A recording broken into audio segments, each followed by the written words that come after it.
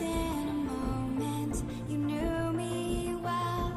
I could see you gave me solace when I needed someone there.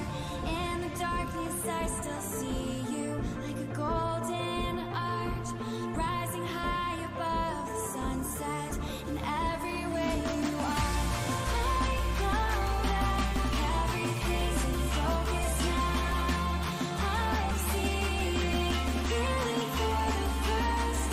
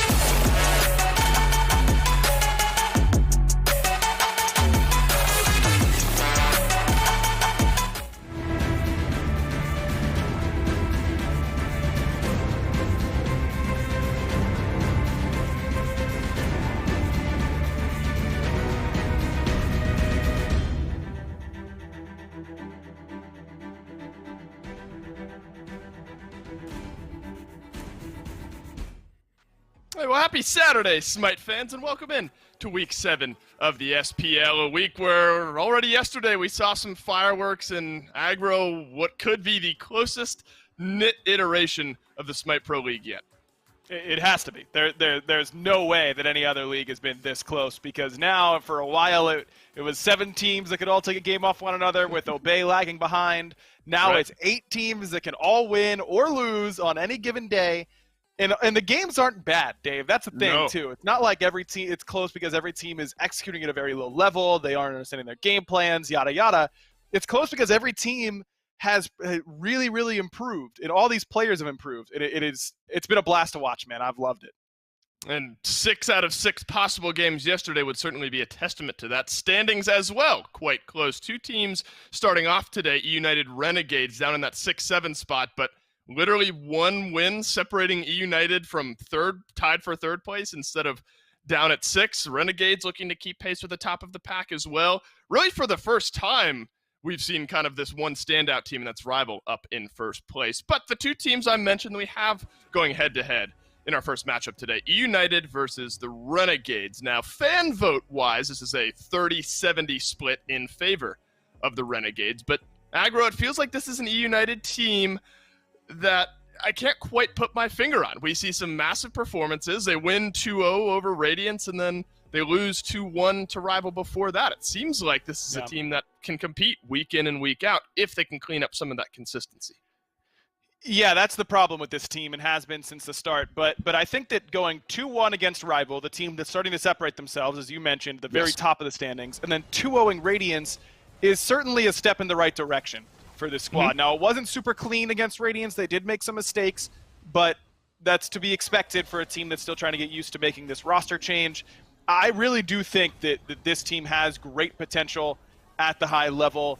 Renegades, on the other hand, I mean, I'm just surprised that the fan vote's so split when both these teams had doubleheaders last week. Yes. Renegades got 0-2'd, and then United went 1-1, but 2-1 against the top team in the league. So just a little surprised at the fan vote that way. I think that United is certainly trending upward.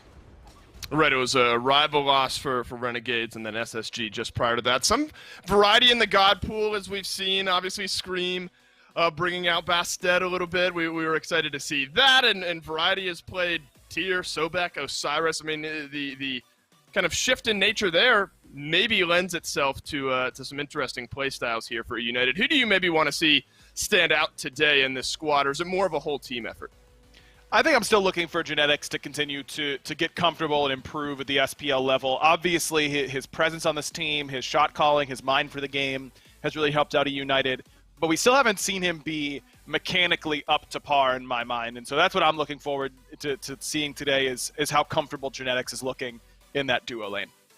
Hey, Genetics is absolutely important to this team. And I had a chance to sit down with Genetics and hear how the vibes are feeling with this United team prior to their matchup against the Renegades.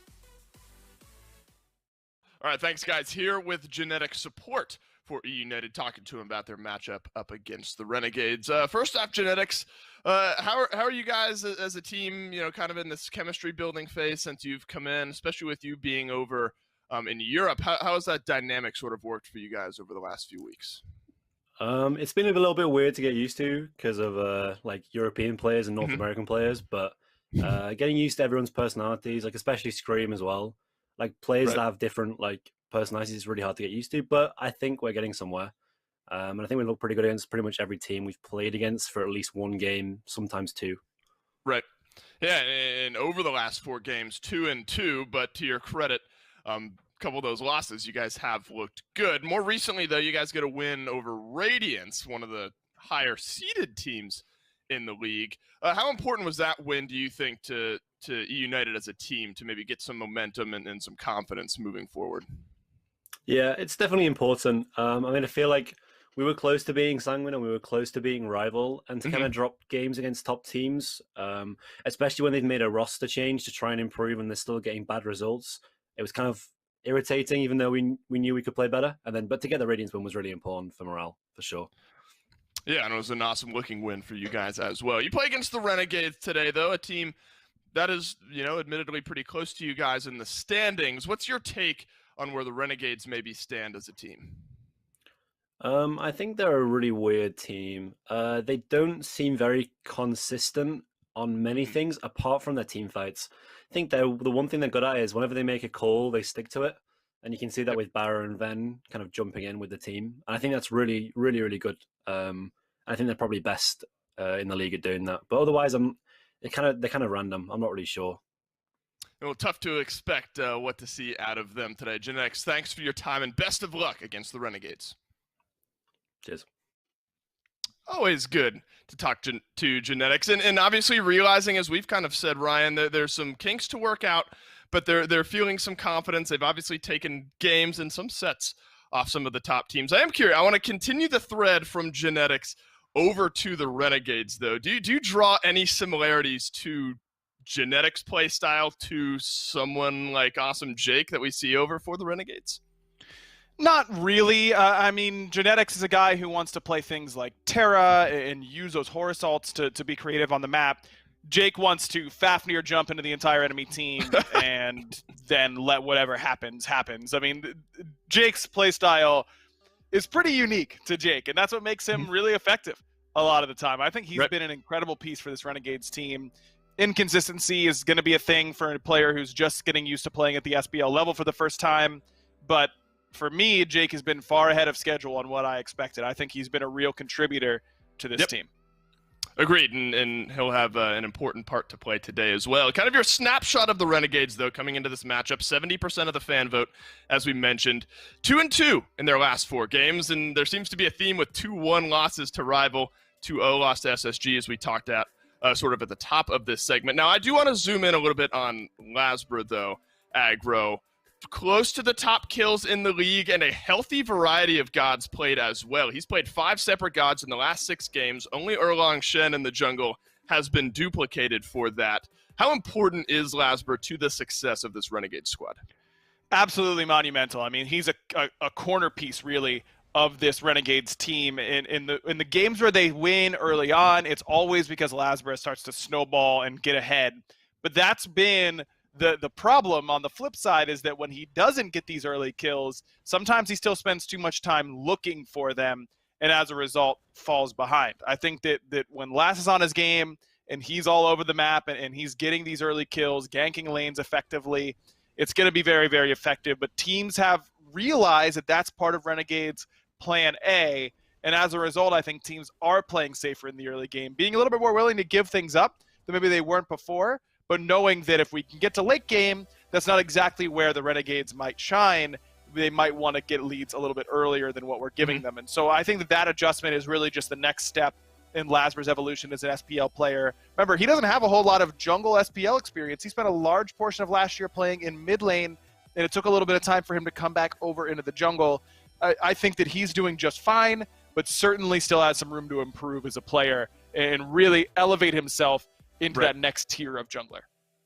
Well, if he elevates himself, this is going to be an even more dangerous team to deal with. Venenu, though, in the mid lane for the Renegades, has been pretty consistent with the gods he's liked to play and had some decent performances over the last 5-6 game stretch as well. So let's jump down and hear how he's feeling prior to this big game.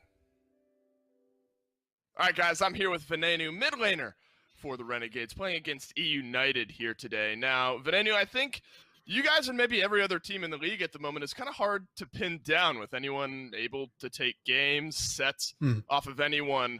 And a couple of your losses were in 3 games to a couple of the teams in the top 3 in this league. Sort of as an overarching question, where does the confidence stand right now for you guys as a squad? It stands pretty high, I'm pretty sure. We were pretty down when we lost to, I think, Rival and SSG, to be honest with you. We thought we could win those games, but we just kind of messed up a little bit. I don't like to blame it on like us messing up. I mean, they just play better than us for sure. But I mean, we're at the point now that we can nail down like where our mistakes are and then where we can start playing better. So we're kind of like nailing it down in scrims, like try-harding in scrims and everything like that, like just so we can nail down our problems and then we can expand from there and see what we can do. Well, maybe that kind of answers the next question then. Obviously, your most recent game, a 2-1 loss to Rival, very close set. But with how Rival have been playing, is there such thing as a moral victory to you guys, or is a loss and it feels bad kind of no matter how close that set was? It definitely feels worse if it's a super close set. Right. Especially like I believe they're the first place team right now, and you know when you take them to 3 games and it's like a super close 3rd game and then you lose, like it doesn't feel any better if like you win or lose. Like there's things that you can learn from whether you win or lose. So things, even if we won, like we would still watch back the VODs for sure and be like, okay, we got to fix this, and this because we messed up this. Like this should have been cleaner, etc., etc. All right. Well, you guys did look good in that set, maybe just around the end. Rival was able to take it away. United, though, today, a team very close to you guys in the standings, another team that's kind of been hot and cold. What's confidence like going into this set? Maybe what's your take on United as a team? I think they're really good right now. I think they got better with Genetics for sure. They play with him much better, and I think he brings a new outlook into like competitive. We haven't seen like people like abuse the Horus ults like he did. Like it was really, really clean stuff that he did, and it like kind of blew up all over the league, and everyone was like, "Oh, Horus is like super OP. Look what you can do," and stuff like that. So we're definitely like we hard looked at Genetics, and we're like, "Okay, we got to do this. Like, let's see how he plays." We watched him, how he plays, where his mistakes are, because he's still new, so he always has mistakes. And so, yeah, we kind of just did a research on them, see what they pick, ban, and stuff like that. Look what their like consistencies are and their non-consistencies are, and stuff like that. Genetics versus Jake. That's going to be a fun one to watch here today. Venenu, thanks for chatting and best of luck. Yeah. Thank you very much. Have a good one. You too. Hey, well, one thing I mentioned kind of in both interviews is how important this set is because of how close these two teams are in the standings. If the Renegades are able to win, they'll tie right up there with the United. If the United are able to win, they'll bump themselves a little bit further up. So ever so important with how close this league has absolutely been. I kind of want to leapfrog off of that, though, Aggro, right through with Venenu. And this will be maybe more, and not maybe, it definitely is more pick ban centric. He's been one of the mid laners, I think, that has really leaned in to this Nuwa pick. Is that something you expect to be important in the pick ban phase here today? We haven't seen Hurry play it a whole lot, so I don't know that that's going to be something that United is necessarily looking to take away. Nuwa is a pick that really does insulate you for the late game. It's a very, very hard god to dive, and that's her greatest strength, is that she's really, really difficult to kill quickly enough that she won't get her most important damage off, which is that ultimate. And the way that United's been playing, they've taken a lot of games to the later stages, so I wouldn't be surprised if it's a secondary ban, but for the most part, it is giving up a lot of pressure in mid. Nuwa is certainly not the best 2v2, 3v3 skirmisher. So I wouldn't be surprised to see United either ban it in the second phase or not worry about it too much at all and try to get Herwin something that gives them a little bit more pressure in that mid lane. Right, might be more Renegade-centric in the pick ban phase. Let's see where, if at all, Nuwa is prioritized as we get in to picks and bans for game number 1 between Renegades and United. We kind of on the flip side of that coin, though, I maybe need to have a conversation about Hurry win, because I feel like in some of United's wins, or large percentage of them, it's been Hurry Wind in this middle lane. So maybe on the flip side, if you're not going to focus out variety, do you think Renegades maybe feel a pressure to look at Hurry Wind a little bit extra in their bans, or maybe even a pick or two? Maybe an early pick prioritization to take it away from him. Something like Discordia could go over to Venenu. But for the most part, I think one of Hurry's best strengths as a mid laner is that he has a really, really wide god pool. We saw him play Ullr a whole lot towards the beginning of the year. You could play the Giannis, maybe one of the only players in the league who's going to play Giannis at a super high level in his current state. I mean, you've got him on Discordia. You can play Poseidon, all this kind of stuff. I think that Hurwin has shown throughout his career that he's a very, very versatile mid laner. And so I don't know if I'm Renegades that I really care that much about trying to take him out in picks and bans. I think that he's going to get something he's comfortable on either way. I think you have to try and make him uncomfortable with the pressure that you create and setting Scream behind and Genetics behind and that kind of stuff. I think that's a little bit more of a simplistic way to deal with Hurwin in the mid lane. Right. Well, there is a mid lane ban here. United will take Ryangen off the table. You mentioned awesome Jake Fafnir jumping into the entire enemy team. Won't be seeing that either. United maybe a little bit shaken to have to deal with that. So Fafnir banned out first overall from United. Now Horus, I think that's something we did figure. Maybe difference in play styles as far as supports go. but the god pool is potentially very similar, and Horus is absolutely a god where there's a similar string between Jake and E United on the other side. Absolutely. I think that one of the great strengths of this new E United roster is that they're putting pressure on every single team to really have to keep in mind where this Horus is going in the draft. Are you forcing them to ban it, or are you forcing them to first pick it? Here we see the first pick for Jake, and this is a god that Jake played week 1 and looked very good on at his debut. I think that this is, or maybe it was week 2, but pretty early on in the SPL. Yep. I think that this is the type of god that he can excel on. It's going to let him play aggressively in the laning phase. It's going to let him try and make plays around the map. I've got no problem with it, but E United can basically bet that this is exactly how picks and bans should have gone with the Horus early on. The Kali, on the other hand, I don't know if E United would have necessarily expected that. And Kali Nuwa being hovered now for Renegades is very, very late game focused. That is, It is. 2 gods that really take a long time to ramp up. Afro instead is interesting. This is cool because Kali Afro, really, really hard to deal with. I mean, you've got Undying Love to get Kali out of these CCs and give her immunity. Then she becomes unable to be killed. But Ven played Afro, again, pretty early on in the SPL and did not look particularly good on this pick. And anytime Afro is on the battlefield, it's always, is that Afro player going to win you or lose you the game? Because there's no in between. This god is very binary in that way. She's so impactful, but you have to execute at a high level. I don't think Veneno did that last time he picked this Aphrodite, so we'll see if these few weeks of practice have been enough to raise that pick up to where it needs to be.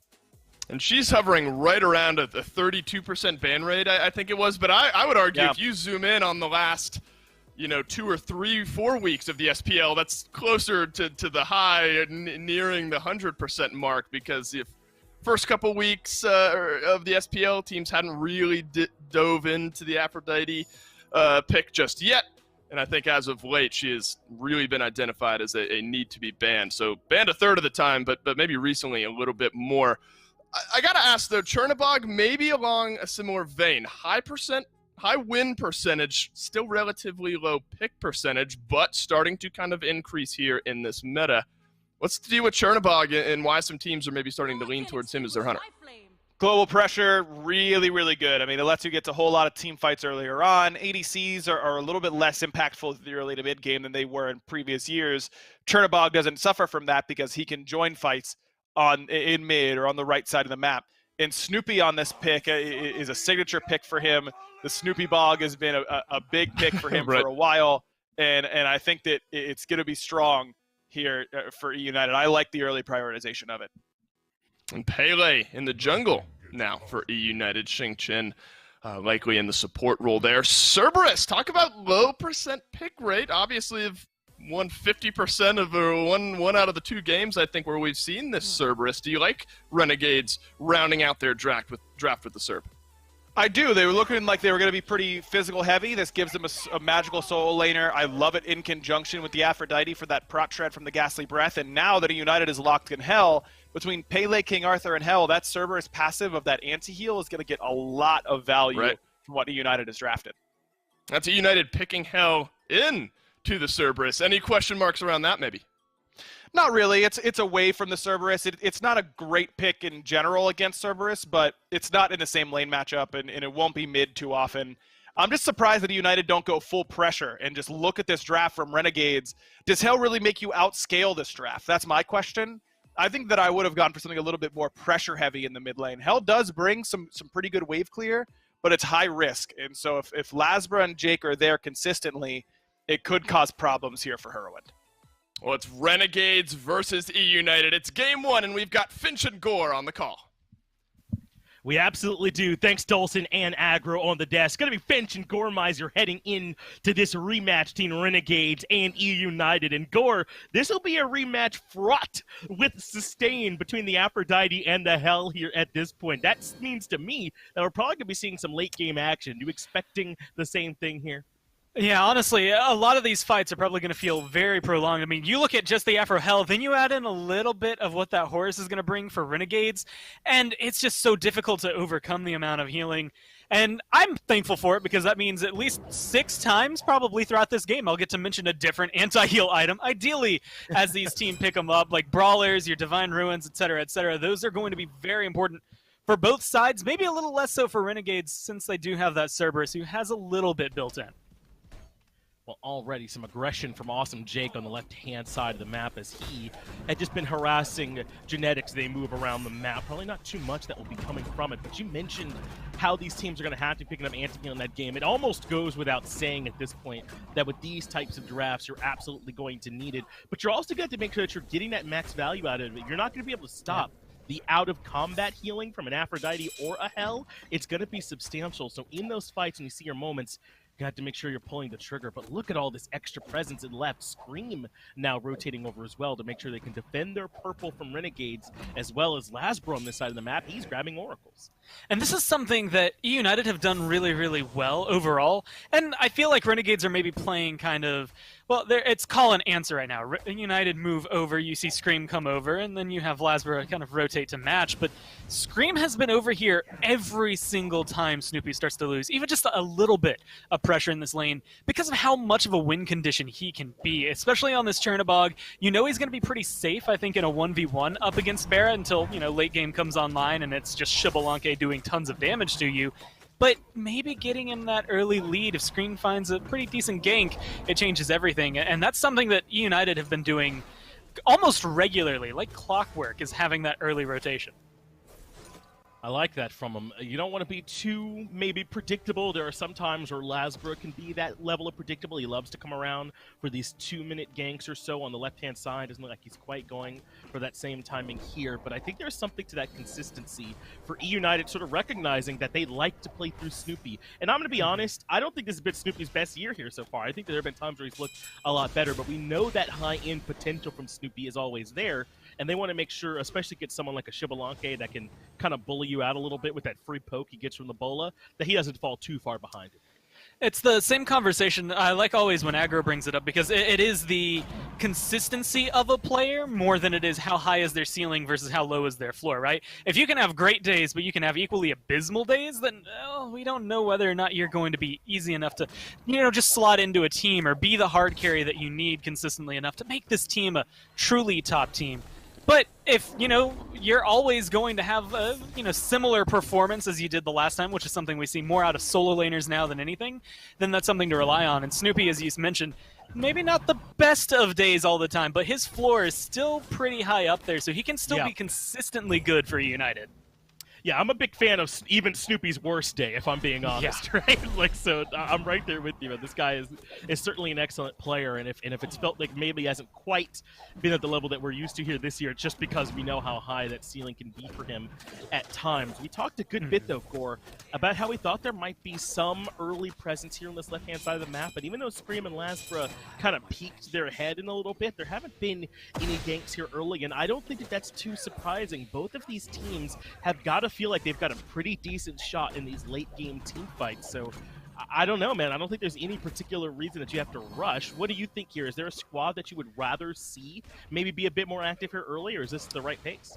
I like the pace, I think, for both squads, but I feel like E United could try to shut down Jake a little bit more this early on. Like, try to slow that Horus ramp down just enough to make it a little more difficult, because Renegades, a lot of the fights they've had, even when they're losing games, you'll see Jake, prior to the last, maybe 10 minutes, have an incredible slash line. I mean, there was one point a couple weeks ago, maybe it was last week, he was 1-1 and 11. Like, he was a part of 12 of the 12 kills they had at the time. And it's those moments when your support is a part of everything you're doing and helping set things up. They really are carrying the game for you without getting all the kills. And Jake has been doing a really swell job of that since he's joined the Renegades here. And so maybe slowing him down slows the pace down for Barra, slows down Lasbra, and it takes those carries offline for Renegades. It has been a good year here for Jake. There are a ton of question marks, I feel like, around this guy when he came into the league, and he has largely answered them. We've seen the standard picks from Jake, like on this Horus, very much a meta pick, even though we didn't see him pick or ban at all yesterday, I don't think, but certainly standard here. We've also seen him play some of his weird, more off-the-wall picks that are a little bit more standard, awesome Jake fare. So I think that he's stayed true to his own play style and has shown that he can kind of play a lot of what everyone else has done. It's been a great start to him here so far, as Genetics is lurking around, maybe trying to see if they can take this red, but if he's here by himself, there's just no way. Yeah, he's more just living Sentry Ward, right? We just go around, see what he can see, and just make sure that he has the control, or at least his team has the control they need. But, you know, the one thing I think has been really great about this, because we've had a really wide kind of splattering of different gods that have come into Season 7, which is something that normally you get to see maybe like 30, 35 different gods that come through, but it feels like we've just had such a wide variety. But Jake just kind of peeked in once with that tier support, and then it disappeared since then. Like, it came in, it did its job, got banned, I guess, a little bit there, but it could also be seen as like, oh, you take it away from SOT and Jake. That's always worthwhile. But those are the things I think that give maybe Renegades that edge, is even if this game doesn't go well, or it does exceedingly well for them, and next game Horus is gone, he's got that nice flexibility and that ability to reach deeper into his pockets and pull out just the weird stuff no one else wants to run. Flexibility is strong for the team. We saw the ward from Genetics on that red buff the last time they were on it. We talked about how he definitely wasn't going to be able to take it that time on his own, but I wonder if that's foreshadowing an attempt from E-United to try and be there for that red buff spawn the next time. They've got the information on when it's going to be respawning that time, and if they want to try and get active around this Pele, who might be able to scrap a bit sooner than this Kali, that red buff gore might not be a bad idea. And it's something Scream should be able to flex on. The only downside is that even though it's high execution, they still have an Aphrodite on their side, which, I mean, that's a free Aegis, essentially. It's a free beads, depending on how the fight goes. So unless you can force that ult out early from Venenu, I mean, that's just a free safety without having to use his own beads to get out of that engagement. Or for Lasbra, being able to play a little more looser as a Kali early game, knowing that you do have a safety net, and a pretty big one at that. If you have a Horus stun for your peel, a Horus heal to keep you alive, an Aphrodite linked to you, it just gets to be a lot easier to jump into a fight that might be a losing fight and still walk away okay. I thought there might be some action here, but the answer is no, as it turns out. Scream is showing presence on the right side of the map again. We saw him earlier when all the buffs were down on the map, kind of lurking near Solo to see if there was an opportunity, and then he just took, instead, the Totem of Ku and left. Looks like he wanted to show a little bit more presence, but so far, Solar Troll has had a lot of pressure over Variety in this lane matchup, and now that Variety has those boots, we might see that matchup go a bit differently, but I think that Scream's kind of been moving around the map and realizing that there aren't quite as many opportunities as he might have expected this early on for him to find some ganks. Yeah, I feel like we have 4 names that we're going to bounce through, probably the most in this set, and it is, you know, Lasbra versus Scream. Where are they? What are they accomplishing? And Genetics and Jake, because those 4 are going to be the ones that kind of set the pace and dictate everything here. And Scream, I mean, he's top kills on his team. He's top deaths on his team. He's top first bloods on his team. He gets everything running for him. Every time I update my stat sheet, I have to write his name down, maybe too much for E-United. This is a slow pace for him, and even seeing him kind of back off is surprising. I think it goes into what we were saying earlier, where late game, especially with healers, you're just going to feel better about it. Now that he's finished that Brawlers, he might be more active. This could be trouble for Variety. There's a big gank coming. It's not just that Lasbra's here, but Venenu on the way too. They even used the ultimate from Barracuda to make it happen, so Lasbra blinks in to cut off the path, but it can be so hard to lock down King Arthur, especially when Snoopy can suddenly show up. That forces the destruction out from Lasbra to buy some time, but they're getting some backup from Scream, who rotates in on the backside. First blood for E-United as they punish SOT and the long-time die from the Renegades. And right now, Jake is just trying to peel and make sure Genetics doesn't find anything more off of that. Lasbra just barely getting out. Even Venenu just barely getting out of this one. And that's a lot of control for E-United. It might just be 1 kill, but look at their positioning on the map. You're not even able to get too much done as Barra over there in the left lane. And so you have to forfeit a lot of this early game control that has been this kind of tug of war, push and pull over to E-United now, knowing that they have that presence and pressure on top of you if you're Renegades. And we talk about this a lot, Gord. There's so many different ways, I feel like, to use your solo lane lead to try and help the team. You can rotate and try and be involved in fights. I feel like that's the Fine OK method. He'll move over from solo lane pretty early a lot of the times. But what Variety does there with that proxy farm is kind of pull Renegades over to his side of the map, man. And even with SOT and Lasbra and Venenu all there, he buys enough time for the rotational power of Chernobog to kind of show its head, I feel like, on this right side of the map. Is it the right call from Renegades to even try and kill Variety there, or was it just execution on that gank, or what did you feel about that fight in general? Once Lasbra blinked, that was the overengage, right? Like, there was a certain point where Variety was out, but they wanted the kill so badly that they recommitted to it. And that's when it started to fall apart. That's when you see Chernobog go up into the air and Snoopy all of a sudden is on this side of the map, because Lasbra seems like a free kill. I mean, he's almost on a silver platter for them with 4 people rotating in. And it's just that question of, you go in, you're Kali. You're not necessarily known for slashing people down at 8 minutes into the game. You're waiting for 18 or even 28 minutes before you're just able to 1v1 and eliminate Variety like that. So I think maybe a little bit of an overcommit and maybe a tunnel vision into that first blood there for Renegades just bites off more than they can chew. Yeah, I got to agree with you on that one, Gore. Renegades really wanted that kill in a Variety and were not able to find it. Stuck around a bit too long. I'm a bit surprised. I mean, we would have thought that it might be E United who were the ones who were active first with that Chernobog, with that Pele in the jungle, as opposed to the late game Kali for Lasbra. But it was Renegades that looked for that gank and couldn't find it under the King Arthur and ended up kind of forcing E United's hand. They're like, all right, if you want to scrap, I feel like we're better at it at this point, but we'll take it. And it does favor them for that first blood. They're about 2,000 gold out in front as well at this point in the game too, Gore. So United now with a nice cozy lead, a little more than 2,000, 2,600, 2,700 experience. Not bad at all for the 11.5-minute mark, especially with really only one fight that's happened so far. And realistically, it goes back to what I was saying earlier, kind of a call and answer. You see Renegades kind of poking their heads forward and seeing how E United respond. And both of these teams have that push and pull. The problem is the global ult that Barracuda is going to be able to drop just doesn't have the same impact as Chernobog. Chernobog can say, okay, slow down, everybody, wait, let's get a look at this. Oh, I need to be over there, and then he's in the fight. Whereas for Barra, he can pop his ult and be like, guys, I'm in left, good luck. Like, I'm not going to be able to make it over there in time. And those moments, I think, are going to play such a huge role, just because E United can respond to Renegade's questions and calling way faster, and maybe even more, I guess, potent than the Renegades are expecting.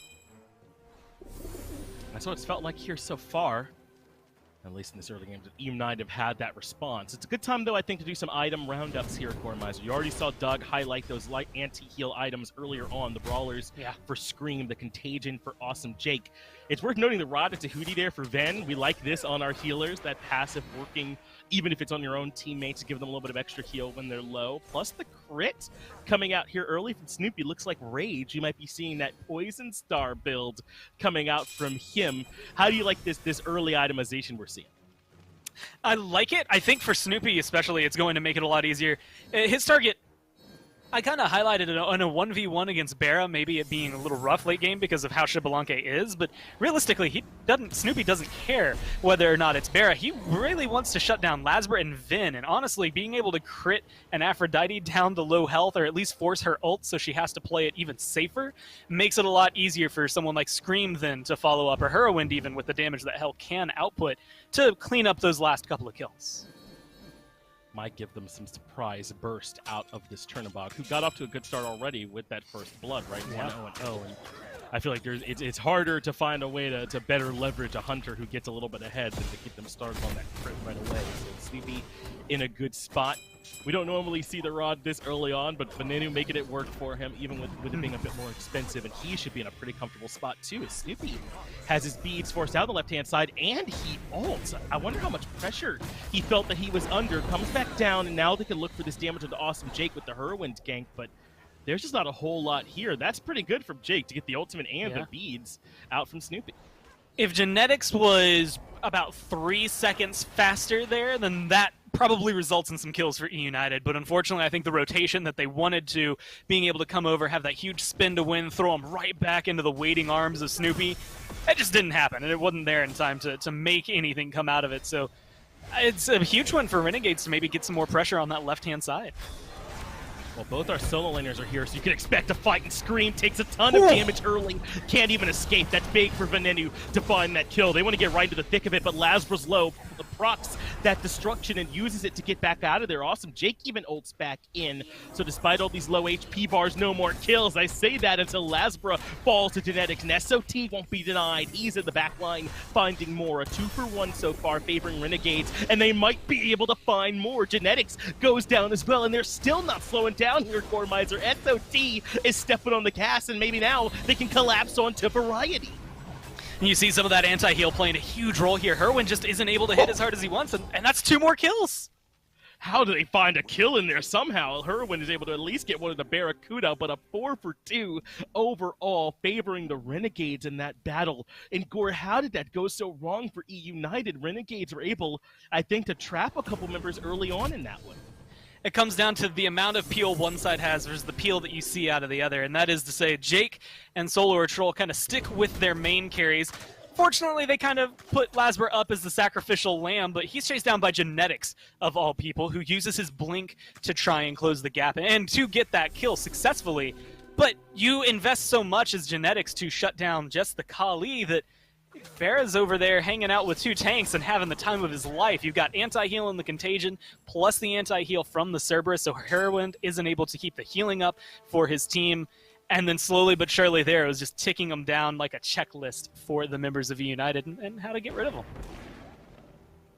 Despite that fight, United still hold on to the lead here at this point, Gore, but it is a bit weaker than where it once was. Only about 1,000 in terms of gold, and the experience actually has been pulled back in the other direction. I wonder how much of that is just SOT over Variety, because I think Herwin is still ahead of Venenu in terms of levels at this point. Yeah, that's exactly right. Herwin 15-14, but SOT is 16-15. Everywhere else just about even. So the Renegades, despite the fact that that fight favors them so much, this game's still pretty close to even. They brought experience in their favor, but not quite gold, as the Gold Fury had to be reset by E United. A good ultimate from Barracuda might have scared them. Now Genetics being locked down too, but a good cleanse from Herwin allows the disengage, but Renegades pick the Fury back up and are able to find the objective. And now Genetics is just trying to look for anything to bring this one back, and they're looking like they're going to go into the air. Jake wants to keep going. That's right, he's going to use To the Skies to provide some shielding to help out the team. Lazbra will be the bait, is able to reposition quite nicely, so maybe they can lock down Variety on the left-hand side, but the King Arthur 2 slippery Scream comes back in and pays for it. Good lockdown from Awesome Jake, and Barracuda is able to find the kill. Now Variety, seeing the low health bars, wants to move back in, but great spacing from Renegades make it tough. Genetics comes back in as well, and maybe Variety can now find the cleanup he wanted. Herwin gets one too. Genetics adds one on to the kill feed, and suddenly E United have found a 3-for-2, and if Herwin can get this kill into Jake, he can make it even worse. It's going to be a big one, not only there, but there's still Genetics chasing down Solar Troll. Now, level 14 versus level 17, and 2 Guardians, not necessarily going to be the end-all, be-all of the game, but I think Solar Troll being forced this far away opens up exactly the rotation, for E United there, to the Pyromancer, maybe even the Fire Giant. They have hell healing. They can potentially keep that up. They just have to hope Genetics doesn't die in the process. This feels risky for him, but the DPS is there. They're starting to burn it, and now they're transferring it back over to Snoopy to let him take the damage. And with this little bit of health they have, I mean, I think they should be able to do it. There is no one from Renegades on the way. Once Scream is here, he can take some of that aggro if even needed. But I think they balanced this well, but they got to be careful. SOT is close. SOT blinking in. Renegades able to take it away at the last minute with E United doing all that work. A heartbreaker for them that they couldn't burn it faster. And Finch, it's not even like, oh, well, at least 3 of them were still dead. All 5 members of Renegades now have the Fire Giant. They get the Gold Fury, they get the FG, they get the Pyromancer, and they only did the work for one of them. The only thing they took from 100 to 0 was the Pyromancer just now. The Gold Fury was left for him. SOT just kind of walked in there, and that's where those cooldowns come in handy. He still had his teleport up. He's been walking the old-fashioned way to these team fights on the left-hand side, and so he was able to get over there much faster than I think anyone, even myself, was prepared for.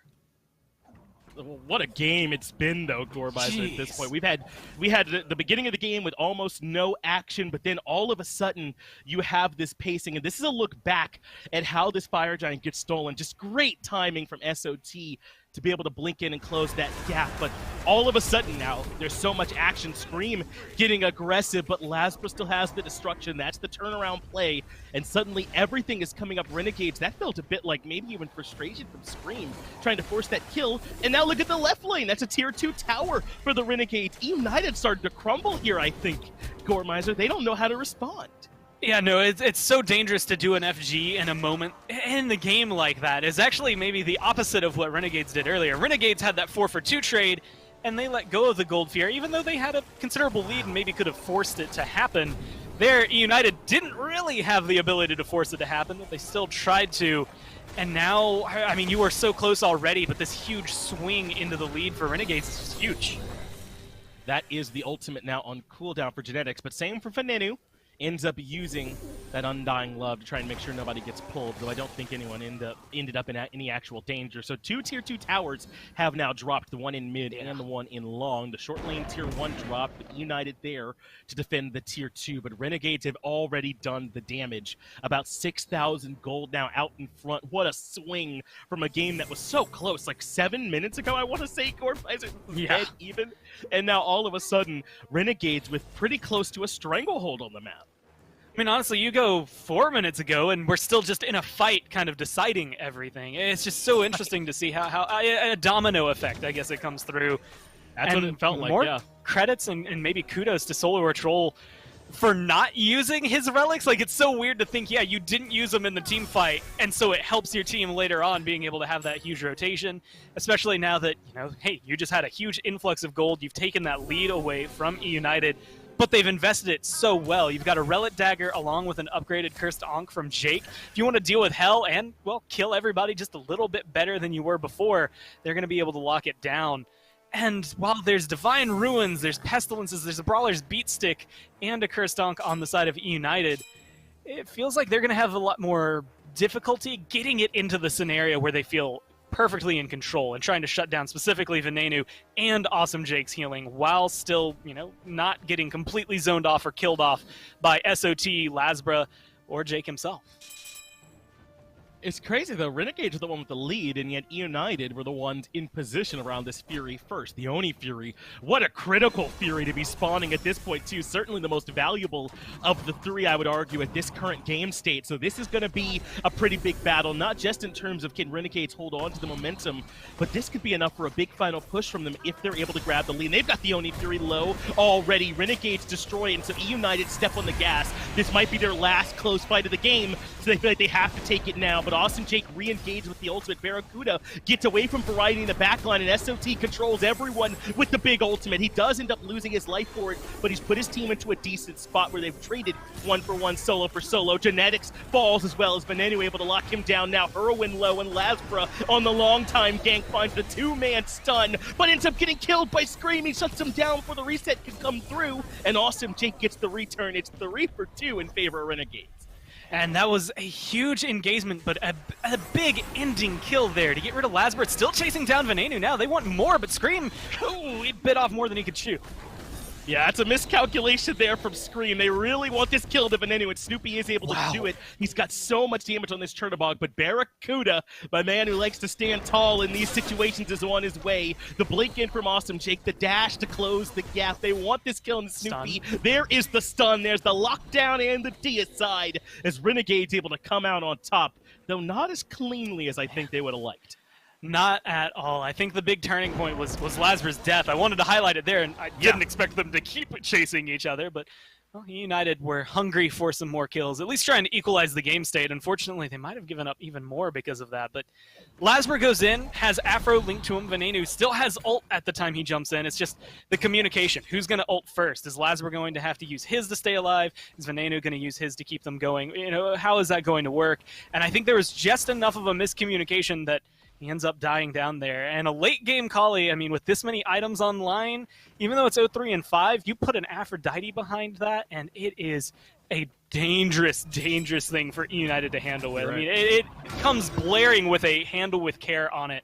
Because if Lasbra gets into your backline and you can't just burst him down all the way to 0, Venenu's going to keep him alive longer than you would like.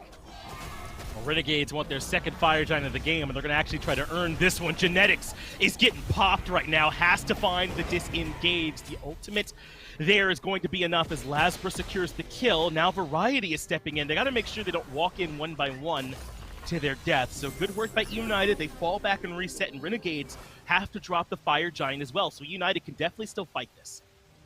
Especially in a 4v5, it's maybe not the easiest, and Jake is looking for the re-engage. If they get rid of Variety here, then Renegades might just give themselves a Fire Giant.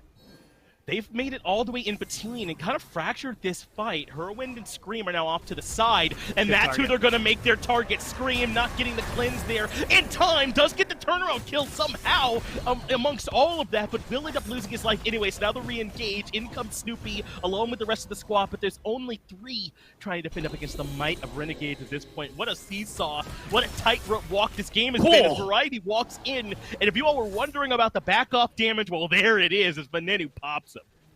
Yeah, still does a lot, as it turns out. You don't even have to be there with them. Soul Reaver, as well as that Rada Tahuti, you just have so much magical power as Venenu that your heals are going to be popping off, but it still means your damage can go, especially when you're linked to Solar Troll and he just goes in like this.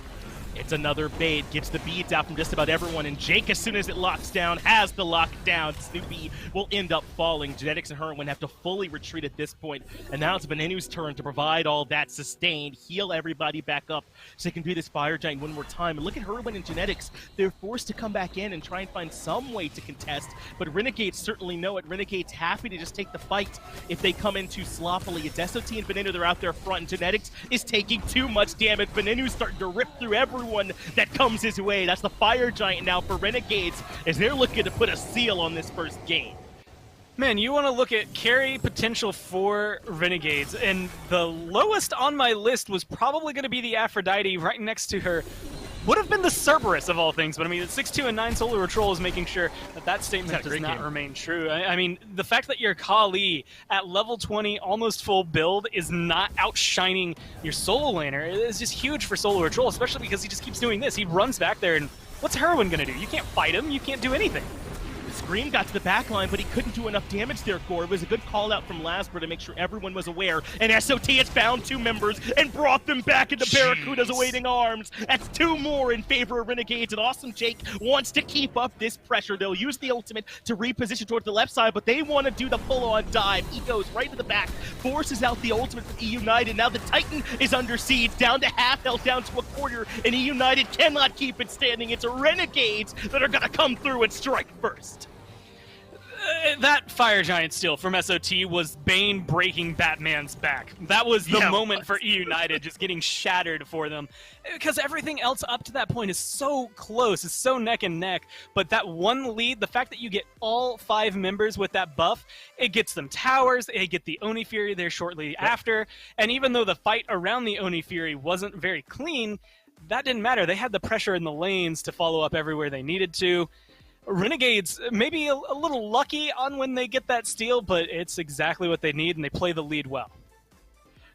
Gore, I was ready to have this late game healers match. Have you ever gone into a game and you're like, this could be a pitcher's battle? We got to break that down. It didn't even come to that, I felt like, in this game. Instead, it all blew up right away off that Fire Giant play. Love that we got to do that one together, Gore. That was awesome. Let's get it back over to the desk and have them break it down.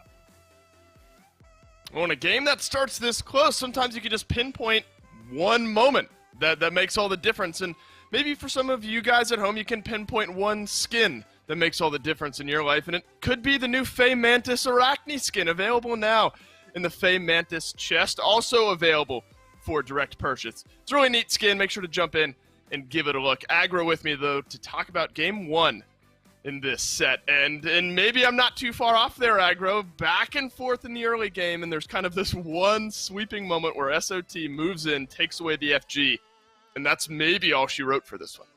It's the entire difference maker, because every fight before that was really close, and every fight after that was really close. But the fights before that were close were coming up E United. That Hell AoE healing, much more impactful than the single target Aphrodite healing. I mean, it's just great timing by Solo. It's a coin flip fire by E United that I think it's an acceptable call to make, and you're just going to lose some of those, and that's kind of the way it goes. They don't have, the Hell Secure isn't great. There's no one that could have zoned because the way that fire was going. I mean, you had to have Snoopy and Hurwinch started up individually. I think that's just one where you got to tip your hat to Solo and say you made a great play.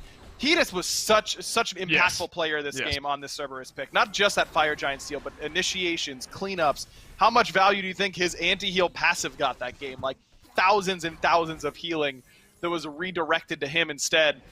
It just was a great performance by SOT this game. And really, I think that United played well in spite of the fact that they lost that Fire Giant. That Gold Fury fight after the fact where they're down 6-7K, they still almost win that. It's really just Jake and Venenu staying alive at the very end. And Venenu played much better on this Aphrodite in comparison to how he played it earlier on in the year. Impressive performance from Renegades. But United losing that Fire Giant, I think, really robs them of a game where I think they could have run away with it had they had that Fire Giant on their side. Yeah, I agree, and I'm glad you kind of bring up SOT as far as his entire game goes, 6-2-12, so easily the highlight of the game for him is that FG steal, but it's almost a disservice to the rest of his game if we don't mention how good of a game the Cerberus had. Venenu on the Aphrodite was something that maybe we didn't have questions about, but it's not something we've seen him consistently perform on. Obviously, maybe the answer is obvious here. But did you like what you saw from Venenu on this Aphrodite, maybe warranting a return pick at a later date? Absolutely. I mean, it makes your front line feel unkillable. He was constantly linked to either Jake or SOT and really made those guys do so much more damage. The back-off damage is absolutely absurd. Afro could be so far away from that front liner that it's impossible to hit her, and she's putting out really, really good player damage at the same time coming from them, and really just enabled her front line to play really effectively. So Ven had that was an important game for Ven because he's really, really struggled on this Afro pick earlier on in the year. I think that giving you the threat of picking this Aphrodite and looking good on it really warps picks and bans pretty heavily for the rest of until teams figure out how to beat Afro, basically. That's kind of the to be determined date because she is really strong if you have a mid laner who can play her well. Yeah, if you're not going to ban her and you're not going to pick her, you better make sure you know how to play against her. We'll see if picks and bans for game number 2 dictate any of these differences. I think interesting game for Lasbra as well in the sense that I don't think he necessarily played poorly, but maybe it's one of those games where it's just kind of Lasbra's turn to die and the rest of the team for the Renegades just kind of spring out around him. I think Lasbra ends that one at 1-4 with a handful of assists. Do you think maybe specific there for United to just try to put Lasbra down as consistently as they can, but the rest of the Renegades kind of slipped through? Yeah, I think that was not a game to remember for Lasbra, for sure. I do not think he played that as well as he would have liked. And the most important thing is they come away with the win anyway, so who cares at the end of the day. But I think both junglers really struggled in that game, to be honest. Scream had a lot of very odd decision-making plays, diving too deep, getting baited and that kind of stuff. I thought that he was caught out of position a lot in that game, and Lasbra was largely the same. So I think that both junglers probably need to step it up here in game number 2. Well, I bring it up because I'm so used to Lasbra just kind of blowing teams out of the water. So a bit different here in game 1, but to your point, Renegades get the win nonetheless. So game 2, what do we have here in the first ban phase? Largely very similar. Yamoja, Camazotz, Uwer taken away for the Renegades. Aphrodite, though, the noticeable difference here for United. Does that open up the doors to some different picks? Remember, instead of the Aphrodite, it was the Raijin in picks and bans game number 1, and maybe the Renegades realize that's a door that opens. Yeah, Raijin was in that slot, but it felt more like a throwaway ban than anything else. I'm surprised the Renegades are going back to going to that Raijin instead of just reprising the Horus there from Jake. I thought the Genetics did play pretty well on that Xing Chen, but we've spoken at length about how creative this team is for United with that to the skies. I'd be pretty surprised if Genetics doesn't lock it in right here. Raijin Horus is a really potent combo because the CC and single target damage is really, really potent and hard to deal with. But I do like going back to the Chernobog. It's the King Arthur that I think I would have gone away from. I think that Snoopy had a phenomenal game on that Chernobog. I think that you definitely want to put him back on that. I would have liked to see United go Horus Chernobog right there and really lock in that duo lane and give them some excellent semi-global or global strength on both characters. Yeah, it's normally, you pick a god first, and you kind of feel like you're picking this god because you're giving up something elsewhere. And if you're going to get the Horus and potentially the Cerberus again for SOT, I'm not sure the Renegades feel as if they had to give up much to lock in that Raijin first overall. Reprisal for the Horus, reprisal for the Cerberus. I think the Renegades have got to be happy with the way these first 3 picks have panned out. Now, the way that these 2 picks were so effective last game was in large part due to the Aphrodite link on them. So they are losing something in terms of effectiveness from that game 1 draft, but Raijin is as good of a compensation pick as you can ask for as that member. I mean, now you're picking the Terra there for genetics. Kind of expected. It's been his fallback pick pretty consistently, but that Cerberus passive again is going to be very, very valuable against that ultimate in every single team fight. Genetics, how reliably is he going to be able to put down a monolith so he doesn't get picked up by that Cerberus ult? That's going to be hard to do playing from Europe on NA servers here for the SPL. So I think that it's expected that this is where United was going to go with the support pick, but still feel like maybe that we're being so worried about keeping SOT off King Arthur doesn't really pay off that much when he's going to play this well on Cerberus anyways. Well, Renegade saw what Scream was able to do to some other teams in the league last week with the Bastet, so take that off the table. Won't want to deal with that, and won't give aggro chills here this time around. So some Scream focused in the second round of bans here for the Renegades, and Barracuda focused in the second round of bans for United. Hachiman, X-Ball both taken off the table. Discordia gone as well. Do you tend to agree with the way United have looked at those second round of bans, though, with a heavy Hunter presence? I mean, Barracuda played really, really well last game, and I think that we didn't really give him enough of a service with how well and how disruptive he was using that Gibalanque ultimate in those team fights. You've got an Afro and an X-Ball. That's really hard to lock down exactly what's happening and who your target prioritization is in a team fight. So keeping Renegades off of what worked for them last game with that Gibalanque does make some sense. There's still good Hunters available. It's not like you're going to be able to ban out the entire pool. Right. But it's still... Gibalanque is just one of those gods that you never really want to play against a whole lot because it's just so frustrating in those team fights. And I remember in pregame I mentioned that Lasbra has been picking up this Erlang Shen in the jungle, and it looks like he will do the same here in game number 2. AMC hovered for Barracuda this time around, and maybe a slight smirk. Is that nervousness or happiness, maybe, or a combination of the both? Yeah, I'm happy if I'm on E-United if I see the B locked in. I mean, the Stinger is relevant here. There you go. Cupid's just the better pick. If you want a cripple on your side out of your Hunter, AMC has one and Cupid has one, but the Cupid ultimate is going to be much more impactful against in hitting King Arthur and Terra. You can put it on the wall where Chernobog has gone into, and then his dash gets canceled the second he comes out of the wall. Bakasura, interesting enough, another cripple here for E-United. It's something that can chew through Cerberus even as a Guardian. E-United's composition is really relying on Heroine to bring consistent CC because they don't have great confirmable CC outside of it. And it's another pick that doesn't like seeing Cupid on the other side necessarily, but I've seen a lot more Baka in ranked as of late. It's kind of taken over a little bit. So we'll see if it's able to have some success here at the SPL level. Well, it's going to be a lot of fun to see how all of these new picks pan out. Renegades versus E-United, game number 2. Let's kick it off.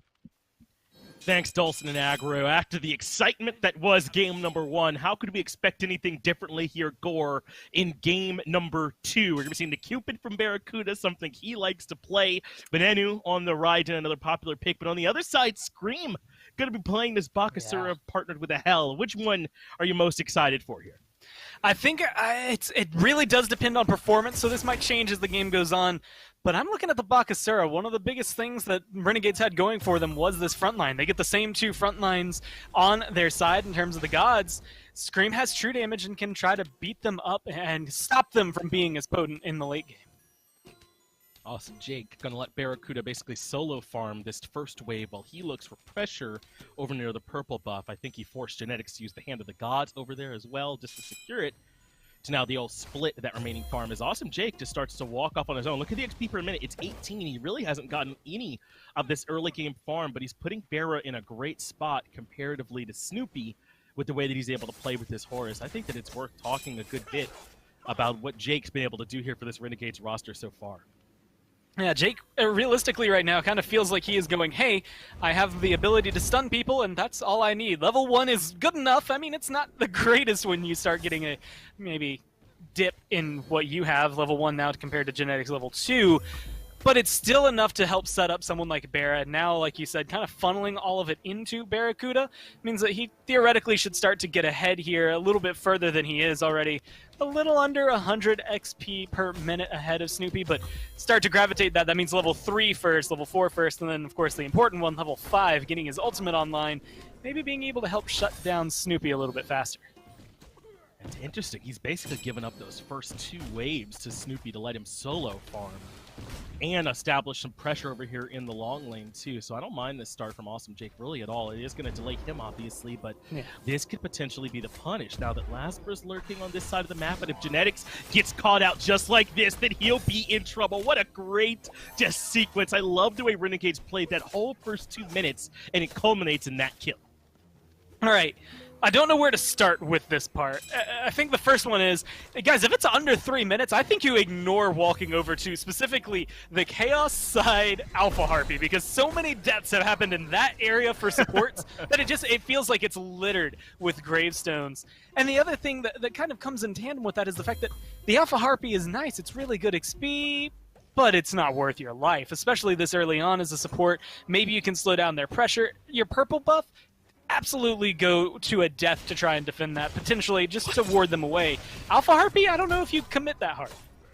Lasper's now on the solo side of the map as well. He's all over the place here this early game, and he's very nearly securing a kill for them. Variety is able to escape and start getting a little bit into healing, but Venenu is rotating over too. Renegade starting to stretch the map in game number 2, and so far, United have not been able to keep up. How does Lasper go from left side early gank there at the 2-minute mark to this short side gank now at the 3-minute mark? Just great work from him.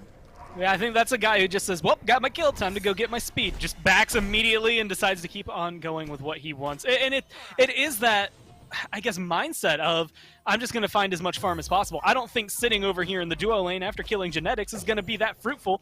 I'm going to get out of here.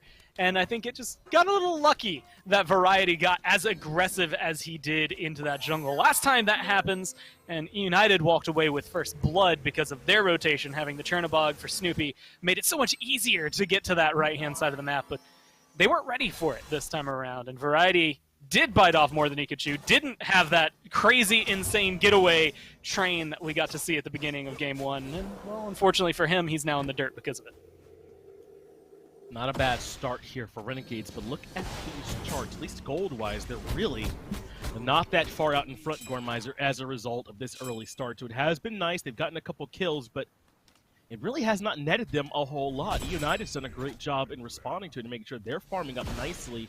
It might be a bit misleading because of how they're maneuvering that lead around. No, they're not out in front that much, but Awesome Jake gave up a lot of farm to Barracuda early, so even though it might not look like it cumulatively, Barrow's probably got a little bit of a lead over here up against Snoopy. We're kind of just going to have to see, I think, how it ends up panning out, this early start here for Renegades. It's all going to be around this Fields of Love, and especially since Genetics went for a blink early, the aggression maybe not going to pay off for him. The one thing about Fields of Love is a sprint helps shut it down, but if you don't have that available, then you can't do much with it. It's another solo side gank, it's another kill, but Scream is here to try and even the score. Can't block those cone autos, but now that he's back just the basic attack range, maybe they can. Scream eats a minion trying to close this gap onto Lasper on 16 HP, but a great stun from SOT should be enough to get him back out of there. Meanwhile, Herwin has his beads forced out in mid. Awesome Jake, still level 3, by the way, able to survive, and Lasper is still here for some reason. Hello? And he's gonna throw the pin in. He's even risking himself to try and get this kill onto Scream, and they're looking to chase him down. They might be able to turn this around, especially with that turtle shield. Can't find the knock up there as Awesome Jake gets the kill onto Herwind elsewhere. Now the Variety's here. There's plenty of turnaround potential. Barracuda falls a little bit too late on that ultimate to get there from Barracuda, as it's a tightrope all across the map here for Renegades. But now 4 for 1 is the overall kill ratio, and Renegades clearly looking to be more active this time. I don't know if Renegades got the memo that this is a new game. They're playing the same way they were at the end of Game 1. You got to change a little bit with the level lead or level differential. as of right now, they're still getting aggressive. Genetics is really low here, but Jake playing it riskier than anything. I think that's kind of just the way to describe Renegades right now. They are making sure they get these buffs, they take that red buff away, but they are potentially giving up too much in the process. But I think it's been somewhat calculated even still. Getting 2 sets of beads in that last engagement was awesome, Jake. Got her wins as soon as we got over to see what was going on in mid, and then towards the tail end took the beads away from Snoopy as well. So if they're going to continue to be aggressive, well, they've laid the groundwork for it. United will not be able to escape nearly as easily from Lasber or Awesome Jake's clutches this next time around. It has been a bit chaotic, I suppose, but Renegades, I think, are still keeping some focus within that chaos. I mean, what was it in the interview? Genetics was talking about the kind of difference between NA players and EU players and things like that. This pace of game is not, I don't want to say foreign to EU players, but it's definitely not their homestay, right? I mean, seasons 1 through 4 even, maybe 5 you can tack onto there. They just had slower. I mean, you'd get a couple of kills maybe by 10 minutes, but to have 5 and 7 is a much faster pace than they're used to. And I think this is kind of that rude awakening, especially for the Terra right now, who just in general has trouble, I would say, keeping up with something like Horus when he's playing at this level. You don't maybe have the crazy peel that you could have. You might be able to hit the stun in time, but he has so many dashes that it's difficult to lock down Jake in these scenarios. And since one of them has a heal attached to it, it's even more difficult to then follow up with enough damage from anybody on E United to find a meanwhile and worthwhile kill so far outside of the one on Barracuda.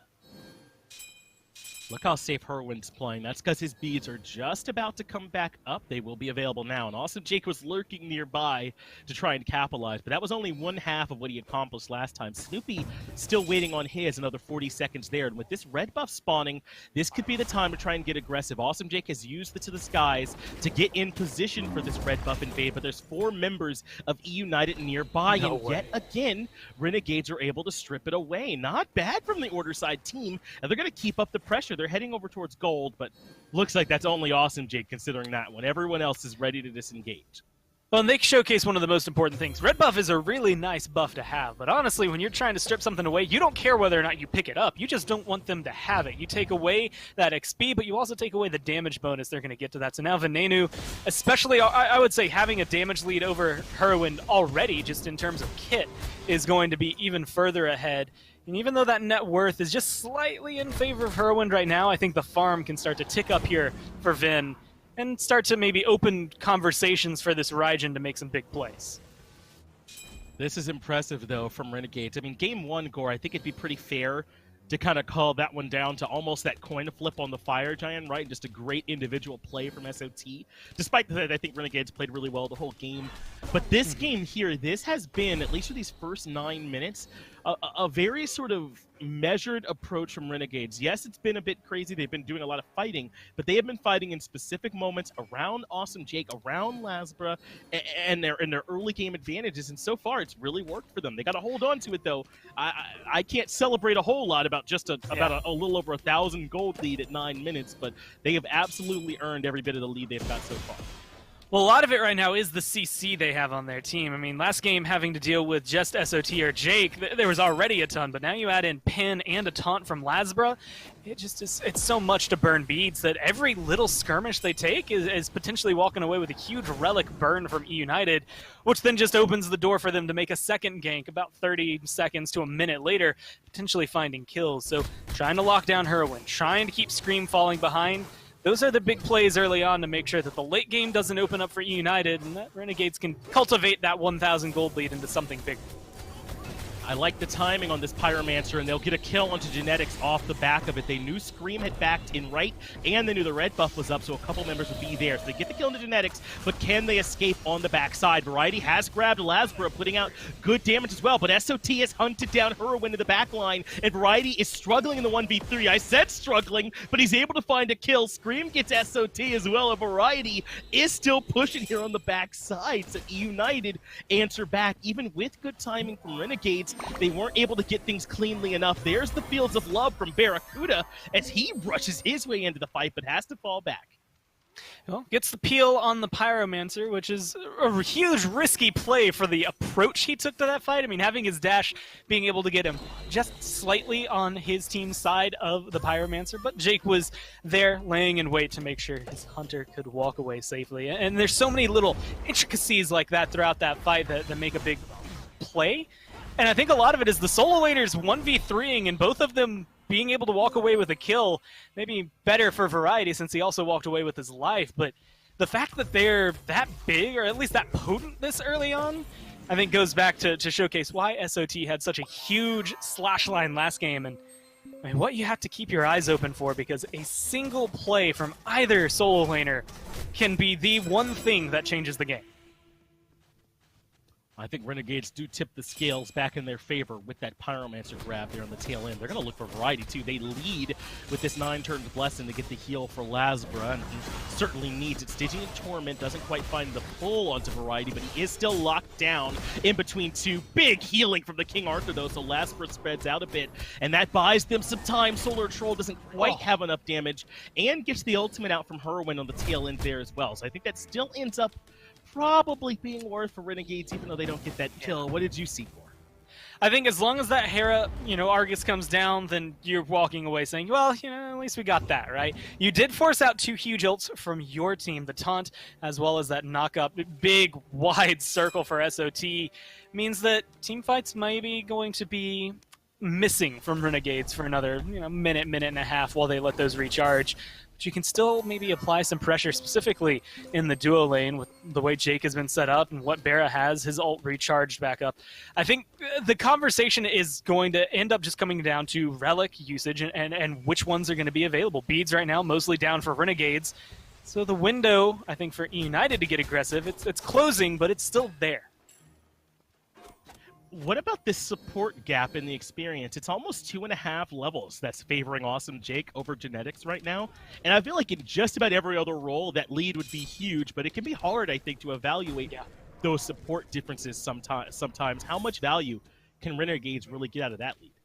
First off, it blows my mind that the guy who skipped 2 waves at the beginning of the game is ahead of his opponent. Yeah.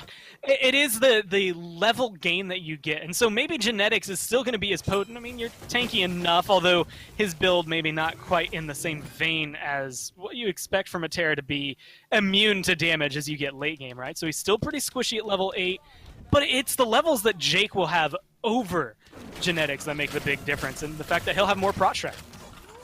He'll get to 12 earlier, perhaps could be a big deal. As Scream has to use that ultimate in the middle lane, getting aggressive, forces Benenu to use his ultimate, but doesn't get any other relics out in that exchange. So not a bad response from Renegades, but Snoopy wants to get aggressive. Look at this presence on the left side for United. They're burning the Gold Fury down as well. Lasper is nearby, but I don't know if he's going to make it in time. The Gold Fury's low. The pin comes through, and Renegades steal another objective from United's hands. They've got to do something to improve this objective secure, Gore. And I don't know what to do. I mean, zone, I guess, is step number 1. Lasper just walks up to him. Solar Troll just walked up to him. They just keep walking right into United. For SOT, that might be, well, too much right now. Yeah, Scream is just chomping down on him right now. He had a ton of time to essentially free cast in the back. Now Benenu in trouble as well. That's a bit of a miscommunication, I feel like, from the Renegades there. SOT goes way too far kind of on his own. Benenu was there, yeah, but I don't think you just let Scream free cast on you, but it's the same situation for Lasbra, who catches Scream out near his own back harpies, Lasbra's own back harpies, I mean, and is able to find the return kill. And this, it's just blowing my mind because, I recognize these teams are close. I mean, you got 6th, 7th in the standings when it comes down to it. But what we saw out of them last week kind of led me to believe that United was going to have a pretty decently iron grip, and now Variety is going to be able to go in. He has the heal still coming off. He might get a kill. Lasbra is indeed able to get it, even while missing that ultimate. A well-timed blink there from Variety to allow him to escape. And now Awesome Jake steps on the gas. Herwin gets locked down. There is the Thunder Crash to get close. The Tycho Drums ends up missing those last 2, and Herwin gets the turnaround polymorph. But luckily, Benenu had such a tremendous advantage in that fight. He was still able to get the kill. They forced Genetics to use his ultimate as well, as he has disengage on the right. Renegades are once again applying pressure everywhere. Well, you see Snoopy on the left if you're Renegades because he's pushing this tower, and that tier 1's gone. You can go ahead and ignore trying to rotate to that. But that one big opening kill here could open up the Fire Giant conversation for them.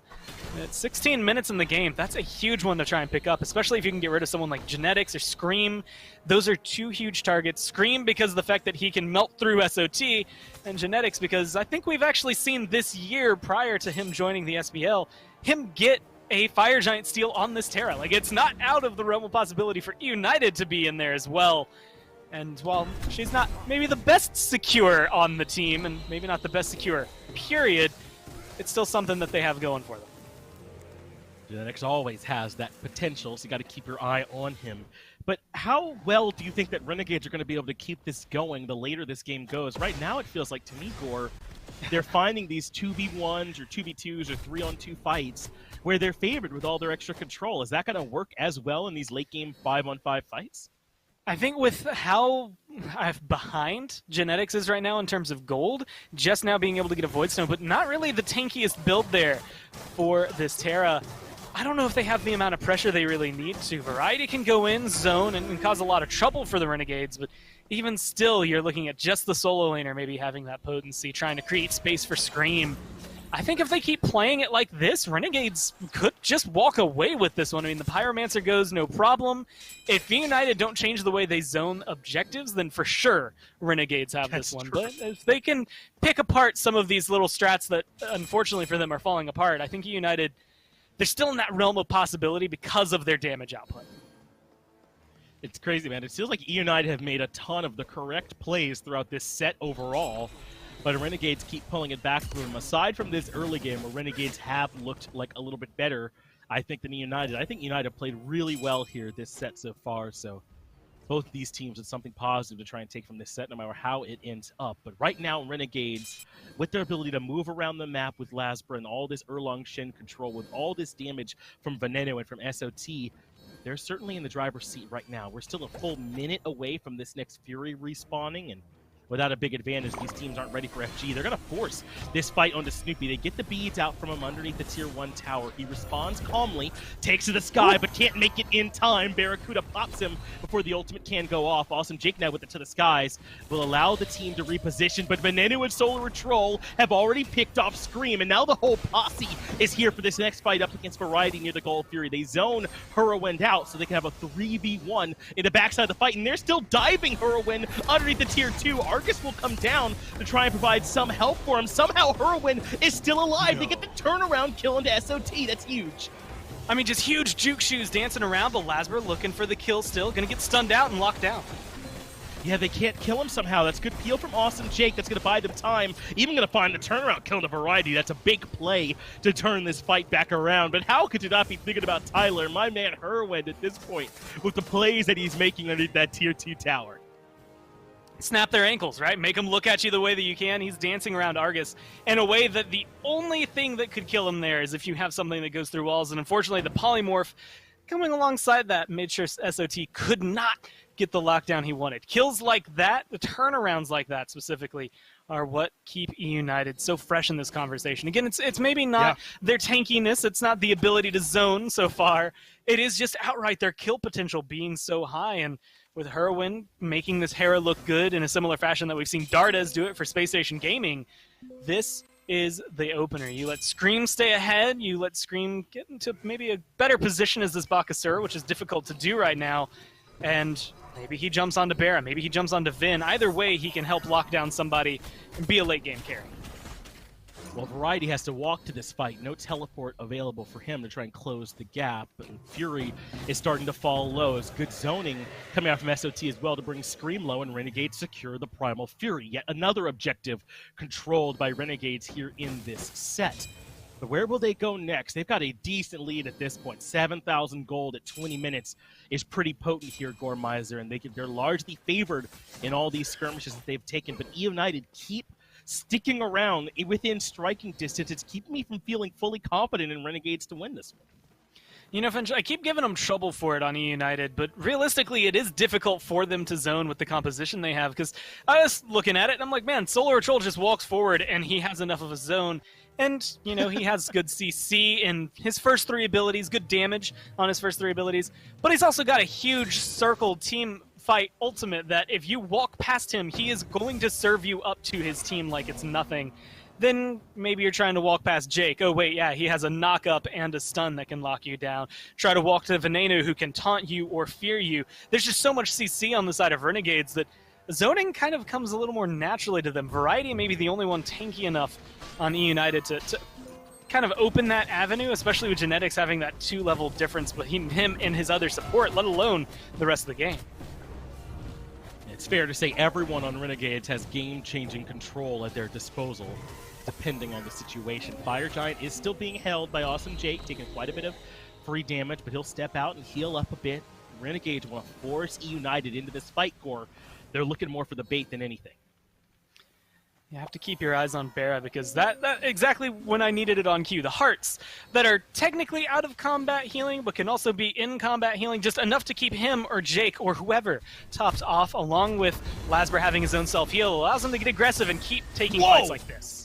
That's a ton of burst damage onto Jake. He wasn't expecting it, and neither was I. What a turnaround from E United after the stun that landed onto Variety actually looked good for Renegades. So Renegades now, without Jake, have to fully disengage, but E United not going to let him do it for free. Scream diving onto Lasper, so Venenu provides some peel with the ultimate. That's a double kill from the Tycho Drums. What a turnaround play from Venenu, who's having a set to try and remember here right now. Barracuda gets the kill onto Snoopy, and SOT still has the control, so Lasper could find it. They may have lost Awesome Jake early on, but that's the turnaround that Renegades needed. I mean, Venenu gets that perfect lineup, a 2-for-1 with his ult, and that's literally all she wrote. That's all you needed if you were Renegades to turn that fight from kind of teetering on the edge of success to just absolutely in your favor. Now, 4 members alive with Fire Giant. Yeah, Jake doesn't get it, but who cares? He's got heals, he's got Prot Shred, he's got everything he needs in his base kit. Now you've got a lot of pressure and a lot of tier 2s you can knock down. Oni Fury's going to be coming up. This is almost the perfect timer for Renegades to knock down this tower in right, knock down a tower in mid, go get the Fury, and still regroup with probably a minute and a half left on Fire Giant afterward. Yeah, they'll still have a good amount of time to use this on, and they can back, as you said, and kind of spend some of that gold to buy up. But that last fight there, Gore, that's nasty, man, for E United. I mean, how often do you get to pick the enemy support essentially for free and then still get funneled into a death march up against Renegades and lose the full deicide on the backside? That is brutal for them. Still level 13 is Genetics at this point, too. I feel like things are only going to get harder now for E United after that backbreaking fight. It's almost the same as last game in the terms of the way it changes the way the fights are going, but not the same in the way it happens, right? Renegades just get that one much cleaner. They earn this Fire Giant the old-fashioned way, and you lose a bunch of these towers. The gold lead swings so heavily now in favor of Renegades that expect to see these items or these relics getting topped off. Ward coverage is going to be great for them, so there's not much of a chance of you walking up to them in the jungle without them noticing it. The most you can do is, well, what Snoopy's doing right now. Take a tier 2 to try to retaliate at least a little bit. Horus ultimate, they want to get there fast. The United are ready for great timing to get them to that backline quickly, but Venenu basically was the only one there alongside Awesome Jake, so he has to use the B to disengage. I liked the idea, maybe not as clean from Renegades as it could have been. They're still here for the siege, though. Barracuda's stunned on the backside of the Phoenix, but the damage is coming out consistently, and E United still haven't stepped forward on the gas. Argus is already out at this point, too. And Renegades get the left side Phoenix for free, but look at Snoopy over in right. Slowly, he's been trading out his own Phoenix, and Renegades can't find the back to stop this. Snoopy's just going to get it. Yeah, you're going to need to find at least a second Phoenix to make this worthwhile for you. Losing that one in right, trading 1 for 1, it's going to be a big deal for E United. The avenue to the Titans open, but Genetics is gone. Yeah, Genetics falls early on. Snoopy is going to rejoin the fight, but the Fields of Love locks Variety down and seals his fate. They'll grab the mid Phoenix as well. You said they needed 2 to make it worth it, but what about finding some kills on the backside as well? Renegades now with a stranglehold, not just on this game, but potentially on the set up against United. Scream goes to the backline and brings Venenu low. That could have been the end, but Scream brings it back from the abyss. Lasber gets the kill onto Snoopy as well with 4 members strong. Renegades still have end potential as the Titan falls down to half HP. Argus, though, lands on the Barracuda and smacks him, but it's not enough. Renegades take the set 2-0 over United. I've gotten so used to seeing teams take those odds of a 2v4 with the Titan there and being able to be successful that I wasn't even watching the Titan health. I was looking for everything but where exactly is Bear's health going to be. And United were in the same vein. They were still looking for the fight, still bouncing around on their feet, but unfortunately for them, the damage numbers were just good enough. They had a lot of healing coming down from Jake, and again, that Fire Giant fight was just so clean from Renegades. Like you said, how do you all in on Jake and still lose the fight? And I think Venenu just kind of takes the cake with the way that Raijin came in. Yeah, everyone on Renegades played well. That looked like Venenu's best set of the year here so far. A great set from SOT as well. But everyone on Renegades firing on all cylinders. I'll get it back over to Dalton and Agro, have them break it down a bit more on the desk. I got to agree with Finch there. I think you can make an argument this is Venenu's best performance of the year so far. In Agro, I think you could maybe even make an argument that this is the Renegades as a team best performance of the year so far. Back-to-back 25-ish minutes game 2 exactly 25 minutes, game 1 27. Game 1 a little bit more back and forth. Here in game 2 though, Agro, they got off to an early lead and never looked back. Completely agree. I think that this was the cleanest set for the Renegades so far. Now, game 1, it requires a Fire Giant steal. Game 2, they get a Gold Fury steal, but I don't think that that changed the entire course of the game quite as much as that Fire Giant did, though it's hard to match that level of just turnaround potential. Really, I just thought that Ven looked so much better today. Solo Troll was a real standout. And just the team play from Renegades looked much cleaner this time around than it has in previous weeks. For United, I think that clearly that objective secure has been a problem for them in this set. I mean, even though that Gold Fury I just said it wasn't as game-changing, it would have helped them. I mean, they were down 2K at that point. That would have really helped. But I thought on the opposite side, I thought this might have been Scream's weakest week so far, or weakest set so far this year, in a year where he already hasn't really lived up to the expectations I think a lot of people really had for him. I mean, this team for United just great one week, not great the next. I know. It's got to be frustrating as a fan for that squad because you just never know exactly which United you're going to get on a weekly basis. And the same could be said for Renegades, but at least those fans are feeling good this week because they're coming off a big win. Yeah, and it's reasons like that. It's one of the hardest leagues to predict here at the moment. Post-game stats rolling across your screen there. Nothing really to be surprised at. I think the number that jumps out at me, though, is Variety. And, you know, he's only at the 4 to 6 death range. But you could really, I think, tell in this one Lasbra's mindset early and often. There were kills happening all over the map, but they were largely, mid lane rotations over to the long lane. But Lasbra just kind of sat in solo lane through the first however many minutes of this game, and it really put that King Arthur behind. And it's just like we were talking about before the set even started, right? In the pregame desk, if Lasbra can get these leads, he snowballs them very, very effectively. It's when he doesn't get those leads that it becomes a little bit more problematic. No problems here for Renegades. They get the early lead in this game too, and they make sure that United has no way back in. Well, the 6th and 7th place team in the league now are now 1 win away from being tied for 3rd, 2 from being tied for 2nd. It's just neck and neck, and the only real pulls are on top and bottom. Obey, though, have shown some resurgence, but it's Rival that now has a distinct advantage up in that first place slot. That's what we had for you to start off the day here on Saturday. Obey, the team we just mentioned, will return to action up against Radiance here up next, and apparently what should be a pretty close set. But one guy, Agro, and I talked a good bit about here, especially after game number 2, was Lasbra. Really brought it on that Erlang Shen, really helped the Renegades push themselves over the finish line. And as such, we've got Lasbra standing by, so let's hear how he's feeling. Thanks, Dolson and Agro on the desk. I am indeed here with Lasbra. And the first thing I got to ask you, man, I don't think there's a bigger moment throughout that whole set than that Fire Giant steal that SOT got in that first game. What were the comms like in that moment for the team where he's able to make that big play for you guys? I think we just all shouting. I was like, hey, let's go. I think some of us were dead at the point, so we just like all saying, like watching him and doing it as well. I think I was the only one alive with Solo, if I'm sure. I'm not too sure, but we were just like, yeah, I think let's we're all go. in getting it, yeah. Yeah, maybe, It was yeah, big. I don't remember. Yeah. Well, that was, like, normally really at the end of your victories, Lasbra, I feel like we're always talking about you in particular because you always have to do so much work for these wins. But this felt like your first really big team win where everybody stepped up in this game. First, do you agree with that read? And second, what was different then to get you all that big team win? I mean, I think I don't really know what like we did different, but like good practice and everybody's like just ready, woke up early, got some good breakfast and all that. Just like everybody just felt ready, and we had really good comms today as well.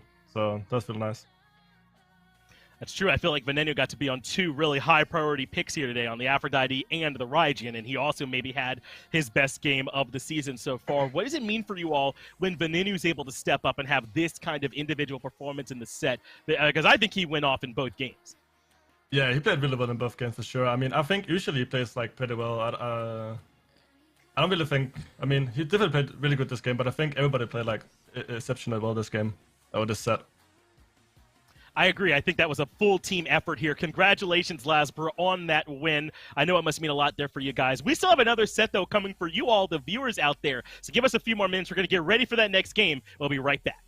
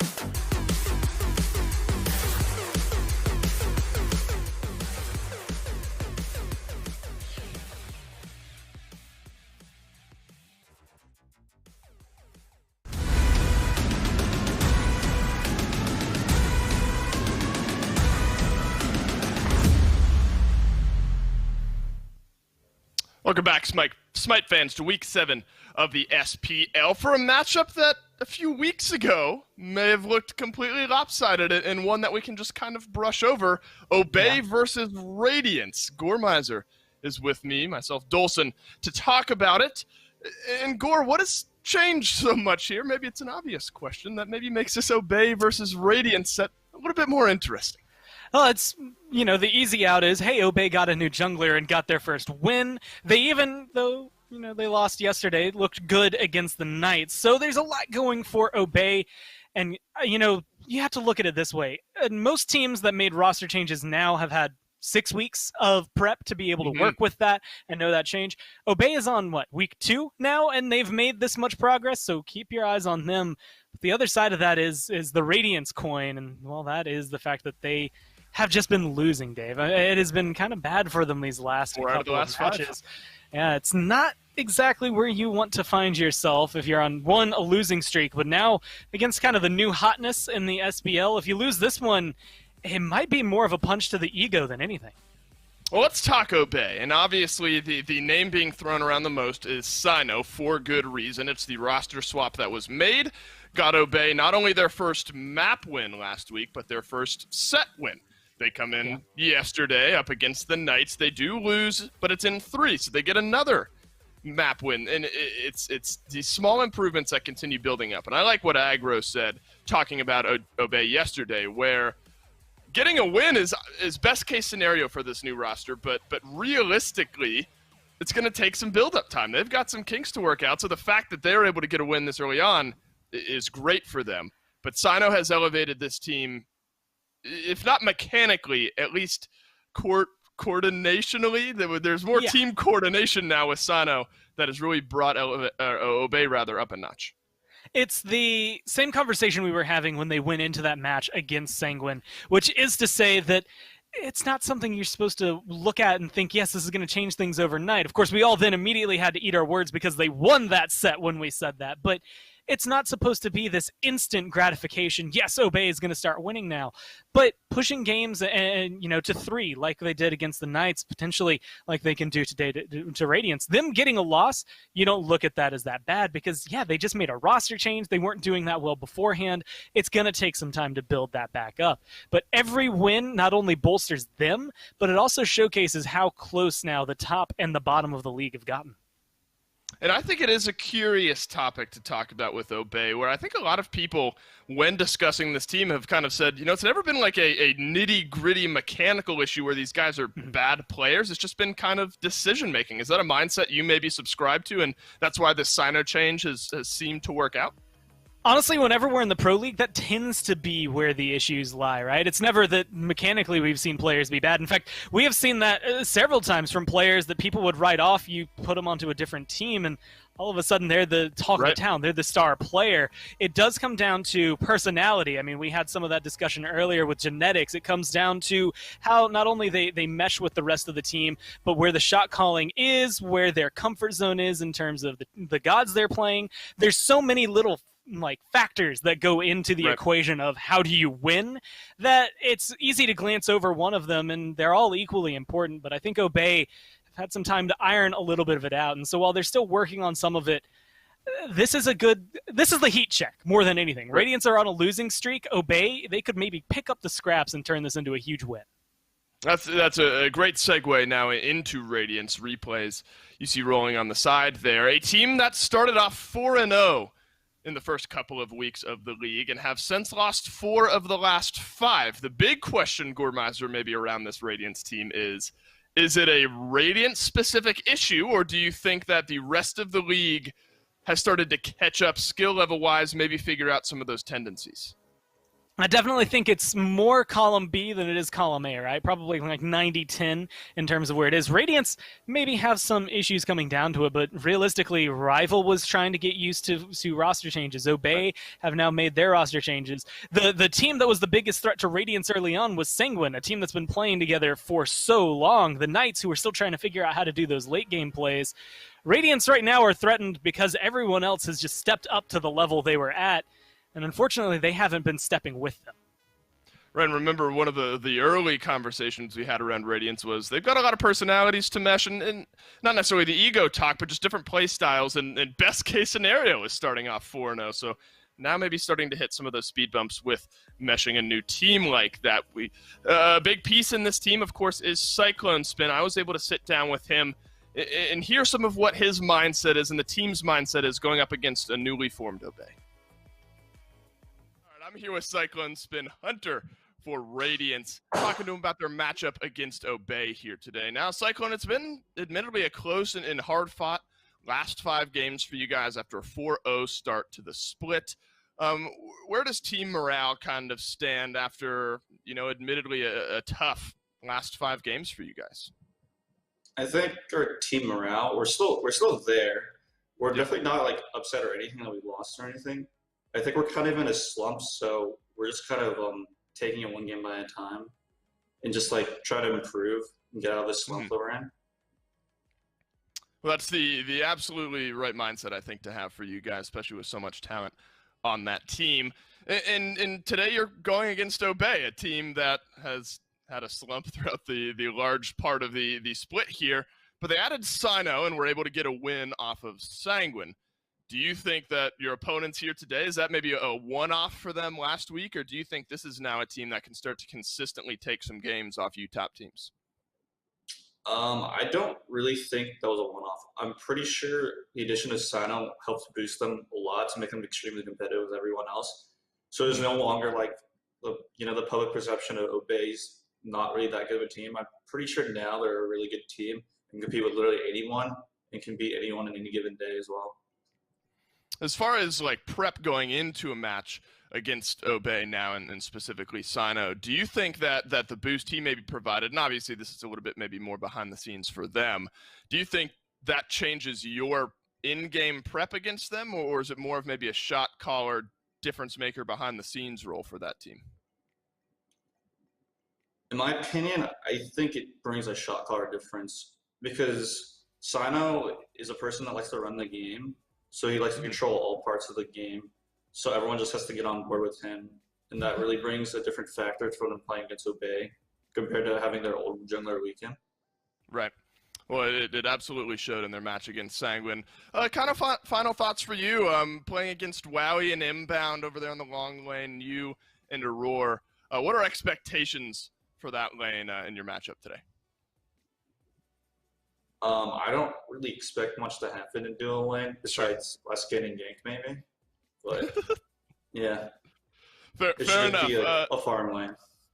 Hey, and that seems to work out for hunters when you rotate into those fights and have plenty of gold in your back pocket. Expectations for this game, maybe high level, set predictions. Do you think you guys come out with the win? I think we'll come out with like a hard-fought 2-1. Hey, 2-1 sounds good to the fans at home and sounds good to you guys getting the win. Cyclone Spin, thanks for chatting and best of luck. Thank you. Hey, obviously there's some respect being paid there, and I echo kind of some of Cyclone Spin's thoughts there, where this is now an Obey team. It's not a one-off. They're going to start to take some games. Even in their loss yesterday, they took a game off of the night score. Obvious respect being paid to this team. Even when I ask, what's the vibe? Give me a set prediction. Hard-fought 2-1. Could you see that realistically playing out here?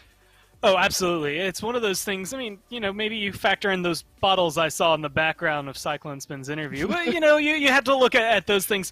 The way Radiance play and the way Obey play are pretty similar, at least out of the duo lane, and honestly, the way they work around each other. Adapting is going to be one of the big carries. Most kills there for Radiance. And while Wolfie has the mantle of most kills, he's also got way more games than we have out of Sino. So there's something to be said about the way the junglers play, the way the supports play on these teams that I think is going to be a huge impact. And specifically, it's their aggression on both sides. And I look now either at picks and bans and in-game play. You look at what happened to Cyclone Spin against United, 1-8-1.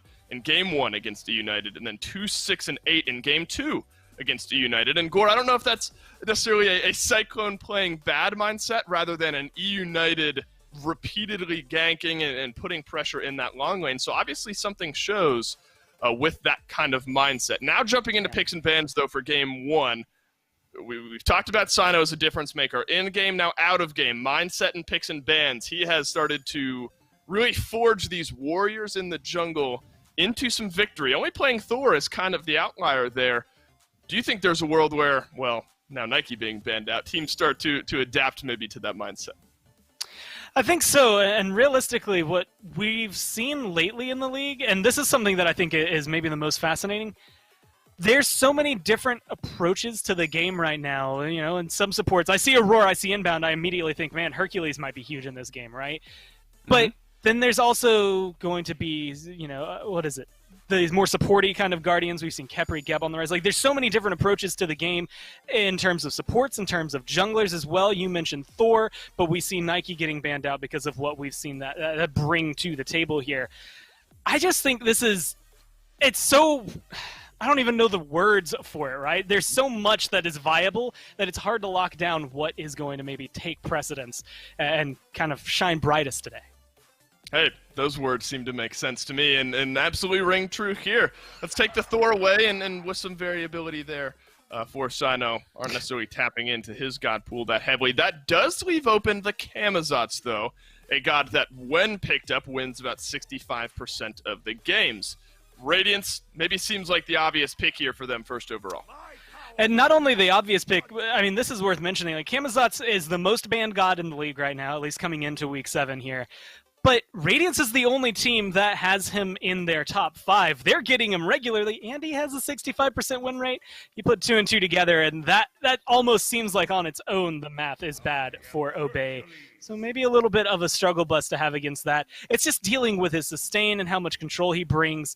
There's a lot Camazotz can do to control the backline, very similar to what we saw out of SOT in the last game. If he goes over to that solo lane here for Radiance, I expect to see it bully. And you figured that Hercules would be prioritized here in picks and bans by either team between Inbound and Aurora. And hey, wouldn't you guess it, Obey are going to snag him up immediately following that Merlin. Remember as well, a lot of what has worked for Obey, even pre-Sino, was Wolfie in the mid lane, getting these first bloods. Raijin's banned out, tends to immediately go over to that Merlin. So I like what Obey have done here with their first 2 picks. Radiance are going to answer back, though, a Terra and a Jingwei for themselves. Presumably that's the duo lane locked in for Radiance. What do you make of those 2 paired together? I actually really like it because Terra, she's in this really weird area where she can be that aggressive support that you want over there, allowing Aurora to maybe kind of flex the way he wants to play, but she can also be a little more passive, focused on the healing, focused on keeping your team safe, and because of that flexibility, it's less all-in than that Hercules is, so that gives Radiance a little more chance to react to what Obey are bringing, right? If Inbound happens to go up and pop off on this Hercules, then Aurora has to change his style accordingly. But if this Hercules falls behind even a smidge, Terra can start to press that and force him to fall back. Now, we've talked a lot about the Camazotz as well. The answer we've seen, actually even specifically from Obey and Ducky in the solo lane, has been Osiris to kind of mitigate a lot of what Camazotz looks to do in the early game. What does that matchup kind of look like in your eyes? Well, he's got the stun that comes for him, as well as the slow you to death, literally slowing you to death, being able to use his combo with the sickle and slice him down.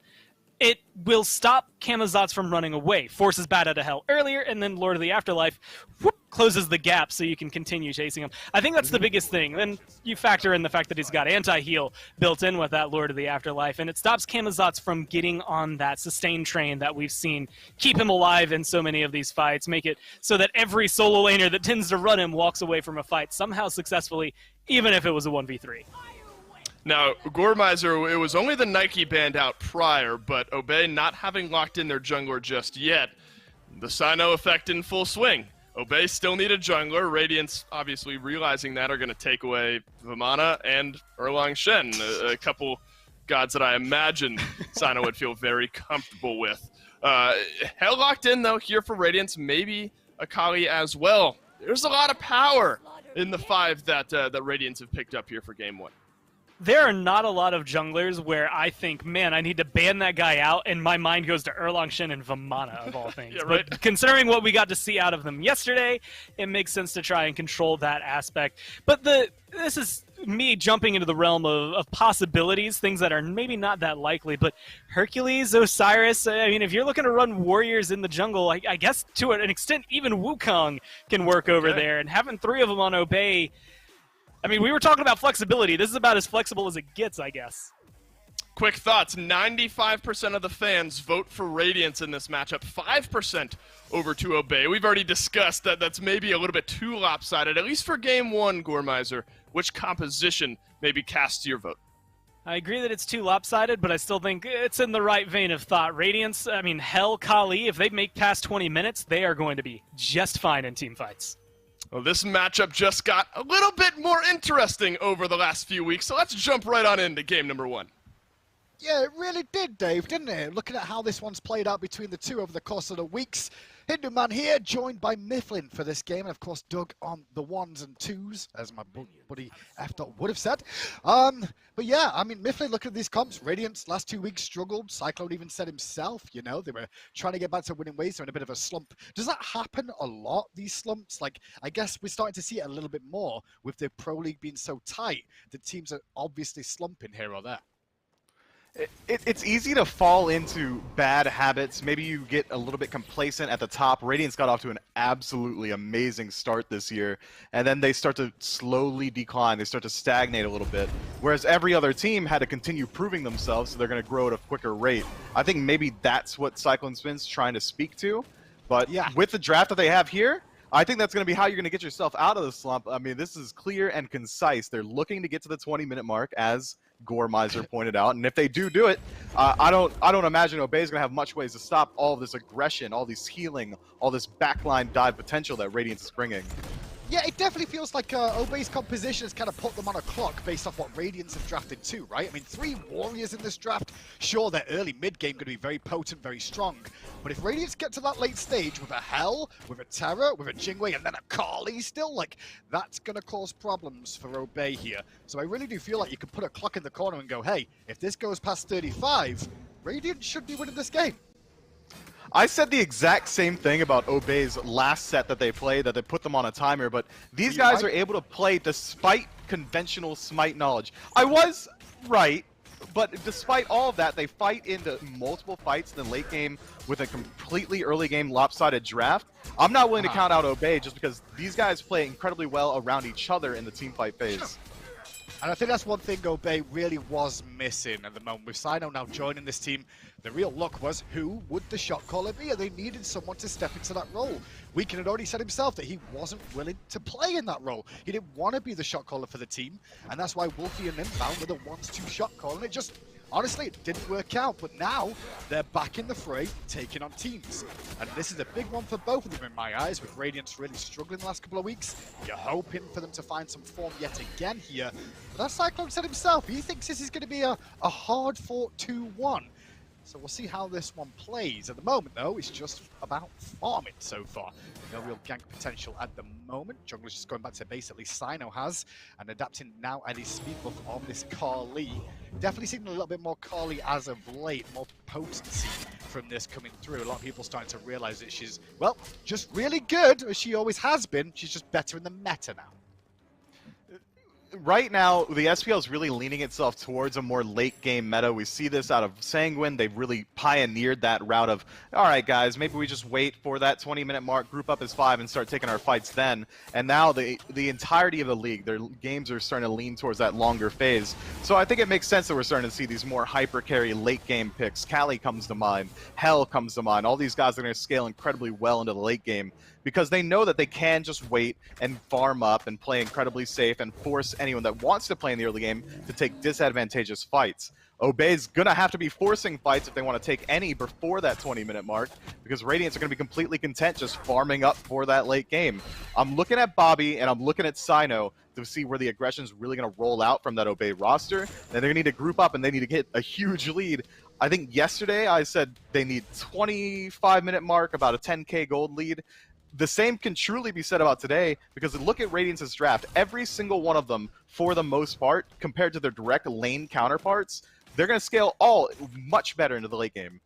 Sure, I mean, these 3 warriors that Obey have drafted too, sure, they're going to be tanky blocks, but I think we can see a bit of itemization from Radiance towards, you know, some health chipping away at, such as Soul Reaver, such as Chins, which are pretty common in the builds for the most part here between the teams at the moment. Although, when I look at anti-heal that Obey could draft here, it's going to be a little bit awkward, I would say. Wolfie obviously going to have to go for a Divine Ruin, I expect. They're going to rely on Ducky a little bit with the anti-heal that comes with Osiris and that Lord of the Afterlife ultimate.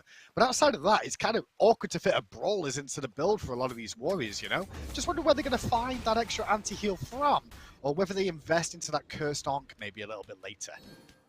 My eyes are 100% leaning towards that Cursed Ankh. You want to shut down Callie's reset on her ultimate. You want to shut down the healing from BMT. You really want to do it all in one burst. If Obey want to take a 5-on-5 fight, they're going to have to win the engagement immediately. They can't let Radiance back up at all, so you want to shut down all that healing as quickly as possible. Ankh's the best way to go about it. Sure, you can get the Brawler's Beat Stick on side of Sun Wukong, but even then he's going to have a harder time applying.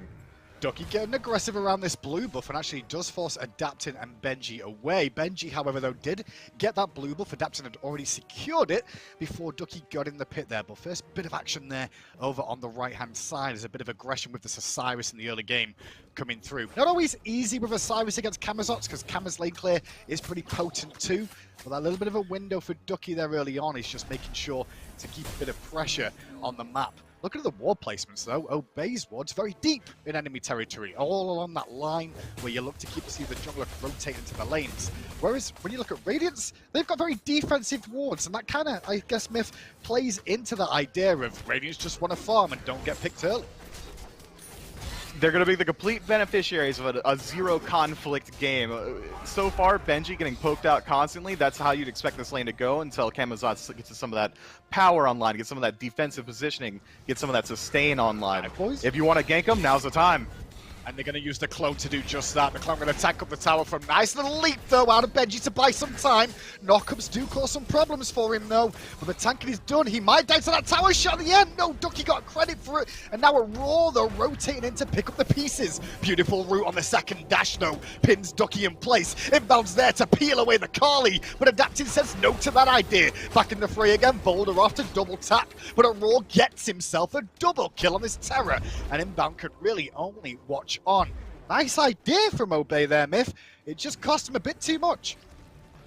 The comms are almost certainly, Ducky, I got the ultimate down on Benji. Go, go, go, go. Sino says, okay, let's do it. But it seems like Radiance was just a little bit ahead of the ball there. They get the counter rotation in quickly, and Inbound a little bit lagging on his rotation. Finds the pluck off and might be able to peel off, but does miss the driving strike. And from there, the engagement's truly over. Radiance just get the better end of it. They get the clean disengage afterward.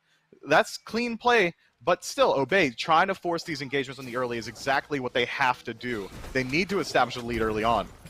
We'll try to get this blue buff for the moment, Obey, but denied again thanks to a nice little shot from Adapting there to secure that for Benji once again. But you're starting to see a bit of a lead developing mid ever so slightly. Wolfie's getting a little bit more experience over Big Man Tings at the moment. And that is mainly because I'm seeing Bobby and we're seeing a little bit more sign up to this right-hand side of the map. So it's freeing Wolfie up to get a bit more free farm on his own. I say that as Inbound soaks up that to hit level 7 here. We'll just see how this one continues, because the focus has been on solo. Nice little combo out there from Inbound, but the problem is, it was even better from Aurora, who set up the turnaround play. Big Man's going to go down as Sino finally gets into the fray though with that blink, and Wolfie's a little bit far forward and Adapting, recognizing that. Aurora gets another double kill? Oh my goodness me. I mean, I think there's a time and place when Adapting would have been very upset about that, but Aurora's got 4 kills, all 4, with a Terror so far. That's insane. That's just a little bit unlucky. Terra ultimate confirming that last kill. I'm sure Adapting would have very much preferred to get it himself. Get that Kali online a little bit more quickly, but now Terra 4-0. She's going to get that tankiness online, go for some of that utility inside of the Lotus Crown, get some power online incredibly early on as well. So now you're worried about how much damage is Aurora able to do. He's able to do a ton, and using that Lotus Crown with his ultimate means that any team fight that Radiance take, despite having this early game deficit, despite because of Obey's early game focus in their comp, they can still fight into it with that additional defense from the passive. Radiance getting all 4 kills on Aurora, almost never going to be ideal, but I'm sure they're not too concerned about it. Yeah, Lotus Crown, definitely something I've said again, and it has grown on me over the years in terms of a support role, especially with dot damage. But here's a little look back at that fight again and how Aurora got that double kill. The first little play there just to find the root, and then the secondary one, well, I don't think it was intentional here, but he's just looking to help out his boy. Pops the ultimate. I think it's a fist to the face, I want to say. Wait, what? I'm not sure what that was. Just the ultimate. Just tick damage. Okay. 100%. When the ultimate from Terra applies, if someone else does damage with abilities, it's going to trigger a burst of damage or burst of healing if it hits one of your allies, and that's what confirms the kill for Aurora there. Just truly unfortunate. It really is. Adapting would have made so much better use of that gold because Jungler Big Brain wants to get online a little bit earlier on. Aurora, he's going to be able to fight just fine despite it. Now he has a level lead for himself, which only one level, 4-0, not too big of a lead. He's going to get that Thebes online a little bit later if he decides to go for it. Bobby already almost done building his. Speaking of builds as well, Chin's now online for Adapting. It's one of the reasons we mentioned Aurora getting a couple of those kills, because it would have just given a bit more gold to fill those coffers and get this online a second or two earlier. But this is an item I expect to be very useful in this match against 3 warriors. If they build healthy, you're going to chip away that health. Although, when you check in with the build so far, it's pretty much focused on penetration or damage. Sido going the damage route, the Brawlers and Talaria, whereas Ducky going for, well, classic Glad Shield, and looks like Breastplate of Valor more than likely next on that list.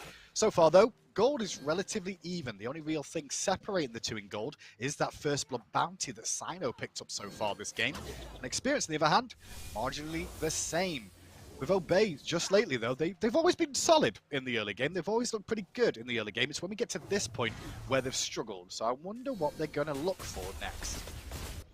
Almost certainly going to be a fight. I mean, just look at Obey's comp. Sino on Wukong, Bobby on this Hercules. If they're looking for anything, it's going to be objective after the engagement. They want to pick out BMT early on, make sure that this hell can't get any sort of utility or tankiness online. Abuser in the early game, that's been the age-old strategy. And from there, look for the objectives and push on your lead. Right now, they've got a slight gold lead, about 500 in favor of Obey. And that's just from playing the map incredibly well. They're farming up very efficiently. They're sharing their farm very efficiently. Radiance 4-2 right now. They also got First Blood for themselves. Obey shouldn't be this far ahead. 500 gold, not that far at all, though. They need to push it even further. 11 minutes. Time is ticking on. BMT's already got his second active online. Obey's got a clock that they have to work with. Yeah, I think it's just a little bit trickier for their liking, honestly. But Invade on the right-hand side again from Ducky coming out here. Can't secure the blue again, but now he's overextended.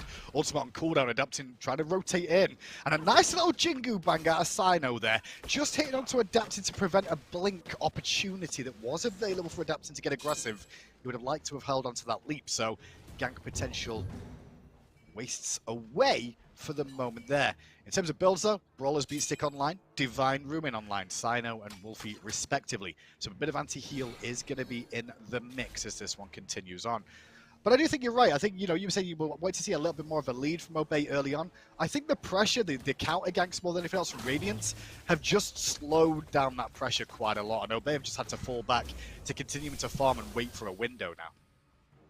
Their window will quickly close by. Yes, you do have Radiance playing incredibly well around these counter rotations, but Obey has to be cognizant of that. They have to know that Radiance isn't going to just roll over and let them draft this early game and then win it that easily. They're going to have to do something here. They have to win out in the early game because they know that they're not going to scale incredibly well. Right now, anti-heal already online. Can you tell who they're worried about? It's BMT. Now's the time to start oppressing him, try to put the pressure on, try and fight out. If they allow this game to stagnate as it has been for the last 4 minutes, BMT and Adapting are both going to come online. Bit of a window for a gank on the right-hand side, but instead of a gank, they're going to try and take down this tier 1 tower. It will open up the lane a little bit more, and maybe release Ducky for some more rotations. Osiris not bad up against a Collie either, and I think that's an awkward thing for Ducky on this Osiris is he's kind of got 2 targets, right? You can full anti-heal 1, but hold that fort. Benji under pressure again, low on mana, but still has his ultimate. Good forced opportunity from inbound, but it did cost him a blink for doing that.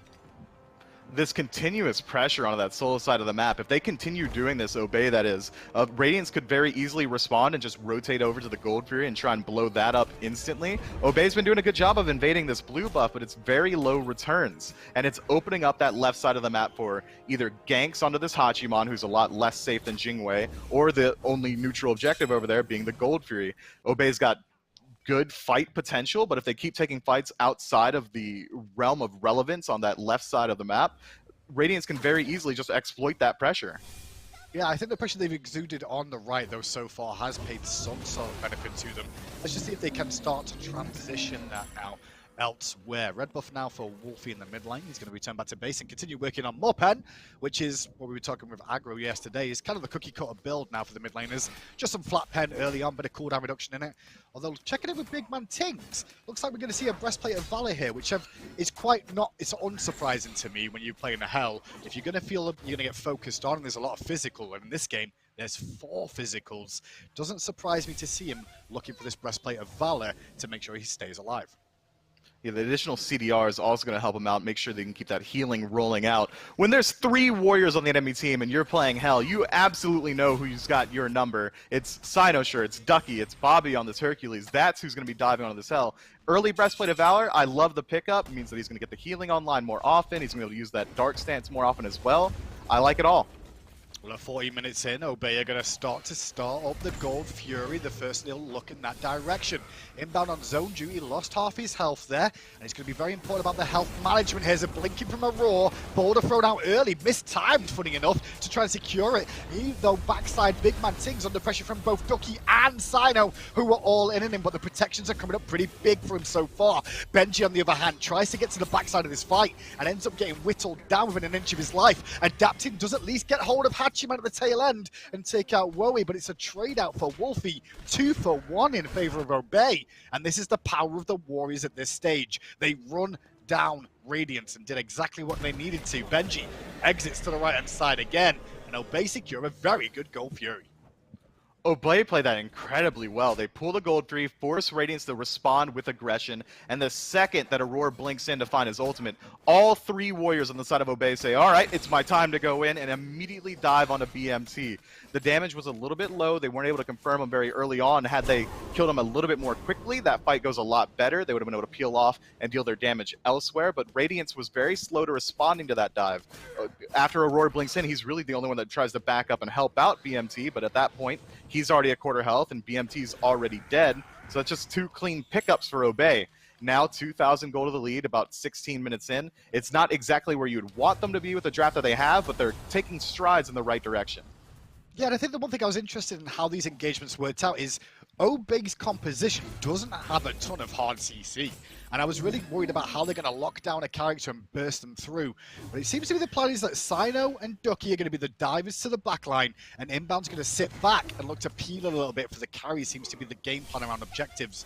That makes a lot of sense to me. You know, the likes you've got the Sun Wukong and the Osiris that can both get in and out of combat or reposition effectively and take a ton of damage. They're pretty good at diving in with that combination of abilities there, even though they do lack a little bit of hard CT. Sure, they've got slows, but that's really about it outside of the, the driving strikes from the likes of Hercules. Can't sleep on that Tiger form either. That's a pretty nice come stun. on. They got the No, slow follow-up. They've got no. pulls from Hercules. Tiger sucks. Tiger sucks, dude. I don't know. I'm not a big fan of Tiger stance. I think it's so easy to juke it out. It's like rollout, on Gab. You can just roll around it. It's pretty easy to miss that ability or hit a minion or something like that. It's not as easy to connect with that, and you invest in it before you get the CC. That's kind of how I look at Tiger, I guess. That's fair enough. I mean, if he decides to dive in first, find the slow with Master's Will, and then follow up with Tiger Stun, not much you can do from that point-blank range, but I see what you're saying. Obey doesn't have very confirmable CC. The only thing else that really stands out is Ducky's Stun. You gotta really stand in that for a literal metric year before that one triggers as well. So they're going to have a hard time locking down a target immediately, but their burst potential is incredibly high, especially considering Sino's build right now. That early Erendite pickup, that's 75 power, get some cooldown. The ultimate's going to make it a little bit easier for him to chase down his targets if BMT slips away a little bit too far. They have dive in spades. I'm not concerned about whether or not they can kill someone. I'm worried about where Obey goes after that initial kill. How do they fight after they've expended all these resources trying to blow up BMT? Well, at the moment, what they're doing is putting the pressure on around the objectives. They've taken the Gold Fury, they found a window at the Pyromancer, and that's the power of having a Merlin on your team too, you know? Merlin's really good at objective shred, and they're trying to force fights around the objectives, which I think is a good game plan from Obey. Force Radiance into a spot they don't necessarily want to be in, but they have to go to, otherwise they're giving up more and more of the lead. They do. Right now, they have no more neutral objectives left on the map. They don't really have insane dive potential to go into towers right now. Their lead isn't sizable enough that they really feel comfortable diving, or at least I don't feel comfortable saying that they should dive. They need to just wait out, try and force some more engagements, maybe even look to focus out Ducky as they have been. Little pause coming out between these two teams for the time being here. Did see 2 cursed onks picked up in that game as well. Ducky's got one and Inbound has got one, as well as the Divine Ruin, the Brawler's Beat Stick. They've definitely focused on anti-heal this game. And if you actually think about this, the fact that Ducky and Inbound both have them, and how we saw that Gold Fury fight, Myth, they are in different points of the fight, right? One backline, one frontline. So they should be pretty good at nullifying a lot of this sustain that's going to come through from this composition. And we've seen from Obey in many of their team fights where they like to trade positions in the middle. They'll send 2 warriors in to dive, then one will tag out, give a little high five on the way in, send the next guy in. Well, the next guy's also got Onk. Your healing's not going to be meaning anything to the rest of Obey for that time. I like it. They have to continually focus out BMT in these fights. Might as well dedicate more of your relic slots to being able to do that. But again, that still plays into my one concern from Obey. If they dedicate all that time and all those resources towards one character, they still have to contend with Cyclone Spin. He's already level 19. Adapting's coming online incredibly quickly. He's already got Kin Size and Hastened online.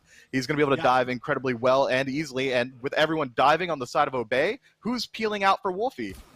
That's fair, and I think the difference is that Inbound's on peel duty from what we saw that Gold Fury. I just want to see if he sticks to that sort of role there. Nice little Earthbreaker there, want to adapt in. No follow-up available, though, from Wowie, who was rotating around the corner. Both these Hunters, by the way, with the action so far, are level 19. They've both gone unchecked, and that could become a bit more of an issue as they've both built into crit options here. Interesting to see Cyclone going for the crit, but he is playing Jingwei, which is natural. But against these sort of tankier targets he's going to be up against, and these 3 warriors, a bit surprising. Sino though, blinking in, getting aggressive with the knock-up. Nice Earthbreaker driving strike attempted onto Big Man Tings. Beads would burn, and that's opened up a bit of a window for Obey in this mid lane to take down a tier 1 tower. Radiant's looking to answer back though, Aurora blinking on in towards Ducky, looking for some pressure where possible. Didn't really find anything he was after that ultimate was used by Aurora, and the pressure has been relieved. Obey come in, they take the tower, and they get out unscathed. That's the closest thing to a drive-by that SMITE can do. They create space within that tier 2, immediately take out the tier 1, and then the entire team disengages cleanly. We see Aurora tries his best to see if he can maybe catch out a little straggler, uses his ultimate, but wasn't quite enough, doesn't find the CC, so Obey reset incredibly well, and now they're healthy for this Gold Fury defense. Yeah, Obey kind of fell back a little bit deep there. It's giving Radiance a bit of a window. Inbound blinking in, looking for the Earthbreaker, but instead finds a driving strike onto Benji, who turns his attention to Wolfie. Meanwhile, Wowie under a lot of pressure. The backside is adapting, jumps in on Wolfie too. Benji swooping across the map as the boulder comes through. Adapting low on health, but he can't get a reset just yet. Yes, he can! Just in time onto Wolfie. Wowie's crit with the driving strike, though, takes out Adapting and trade. It's jungler for mid laner, and Radiance turn tail to start to heal up again. Meanwhile, Obey, different story. They're on the Primal Fury. Aurora's trying to deal with the front line in Ducky, but Ducky does a good job of duking out some aggro. Benji back in the frame. Big Man takes low on mana, and the Primal Fury is already dead. Sino's path in there could have been awkward, but in bird form, he'll get away back towards his team. Benji's still going to give some chase here, but I don't think they're going to find much more unless Inbound paths terribly. It's not often that I'll say that trading out your mid laner is going to be valuable there, but for the core of what Obey is trying to do in these team fights, losing out on Wolfie in exchange for adapting is kind of value. You still have that dive-centric focus from your 3 warriors, and they can continue to do that without Wolfie. They can continue spearheading their way into the composition. We see that they're able to take the fight on the tail end. It's clean play. Generally, you don't want to lose out on anyone, but if it has to be someone right there, Wolfie falling is absolutely fine. Wowie's got enough crit inside of his build to just blow up the objective on his own. They don't really need that burn potential to go for Gold Fury. Radiance find the key target, but they couldn't quite peel out Adapting on the tail end of it because of a fantastic CC chain from Inbound. It's truly unfortunate for Radiance. They get through the early game relatively unscathed, but now they're kind of falling apart in this team fight phase. Yeah, Radiant's really struggling a little bit on who's on Engage, I would say, because they are relying on, and I think we've seen it a couple of times here, Myth, right? They're relying on a raw Blink Engage and on Terror. Because if you look at the composition that actually Radiants have drafted here, we've not really touched on that. Their Engage potential is very lackluster, I want to say. It's a raw with the walls or a Blink initiation. What are you going to do? Have Benji or Adapt and engage these fights? I don't think so. And I don't think you really want Hell on the front line trying to cause aggro either. This is an awkward composition. And very much a counter-initiation, I want to say, off composition the Radiants have got online. Maybe they draft it knowing exactly what Obey is going for, but because Radiance isn't the first one onto the objective, that means that they're going to be the ones who have to go in and play that offensive role. Because Obey gets a Gold Fury first and they pull it, that means Radiance are going to have to find a way in. That's not what their draft is really relegated for. Now it kind of falls apart around it. Oh, if Aurora maybe decides to look for his route before blinking in with the ultimate so that Obey doesn't have time to really split up and make sure that he can't find the follow-up CC, that might be a better way in. Right now, it really is adapting first and foremost. The first one in, the first one dead, the only one finding a kill in that last engagement either. And that's not how you want to use your Kali. You want her coming into the fight a little bit after how it starts, get her coming in from the side, picking off people after they use their mobility abilities or something like that. But instead, he's the only one that can get in safely with his Death Immune ultimate. Yeah, I think we did see that on that little fight where they did manage to kill Wolfie. They forced Wolfie's flicker, and as soon as that happened, Adaption initiated, but there was still relics available and enough members around to support him. Pyromancer, though, the way of Obey Alliance again. And as we look through Radiance here, I mean, I also going to keep an eye on what Obey have drafted, but like Radiance, they're all sustaining. They've all gone for healing compositions. Camazotz relies on some sustain, adapting to on this Carly with the ultimate. Big Man Ting's obviously with a Hell. So it's allowing Obey to just go, hey guys, let's all invest in anti-heal in some form or another, and this should make it tricky for every single one of these gods to really stay in action and feel as useful as they want to be. Tricky times, and even a contagion coming out now from Ducky in that solo lane to make sure he's got a little bit more anti-heal online. You really can't go wrong with anti-heal against Radiance's draft. We forgot to bring up Aurora's healing as well. The tick heal on the 3, not a huge deal, but they burst heal on his ultimate, that's going to be a huge deal in these team fights. That's why you're seeing multiple onks coming out. Right now, Bobby under some duress, gets aggressed on, has to use his blink defensively. Radiance positioning aggressively around this Fire Giant, I like it. It means that that's going to force Obey to walk into them. Yeah, they're trying to use numbers here, Mifflin is the answer, but the blink for blink exchange between Inbound and Adapting, I feel, definitely favors Inbound for now. Sino getting a very good flank as Radiant's get aggressive for that tier 1 tower. The knockup gets cancelled out by a beautiful stun from Adapting, but he can't save Cyclone Spin potentially here. Cyclone Spin forced to use the ultimate defensively. Adapting's running for his life too. Ducky and Sino on the chase down. Sino doesn't really care too much as he continues to whittle away. The clone doing great work as Wolfie on the backside takes out Benji and picks up a double kill, and the only man left alive is Big Man Tings. That was Radiance using a 4v5 advantage for a tier 1 myth, but as soon as Sino rotates in, it turns around and they get cut down in their tracks. It was a sloppy engagement from Radiance. BMT and Cyclone Spin immediately forced out. They start to back up, but Benji, Adapting, and Aurora weren't willing to give up any space, so there's 2 fights happening, and Obey went out on both of them and get the Fire Giant on the tail end of it. Again, this is what I said yesterday. Conventional Smite knowledge be gone when Obey is playing. They're going to draft for the early and then fight in the mid to late and just win it anyway.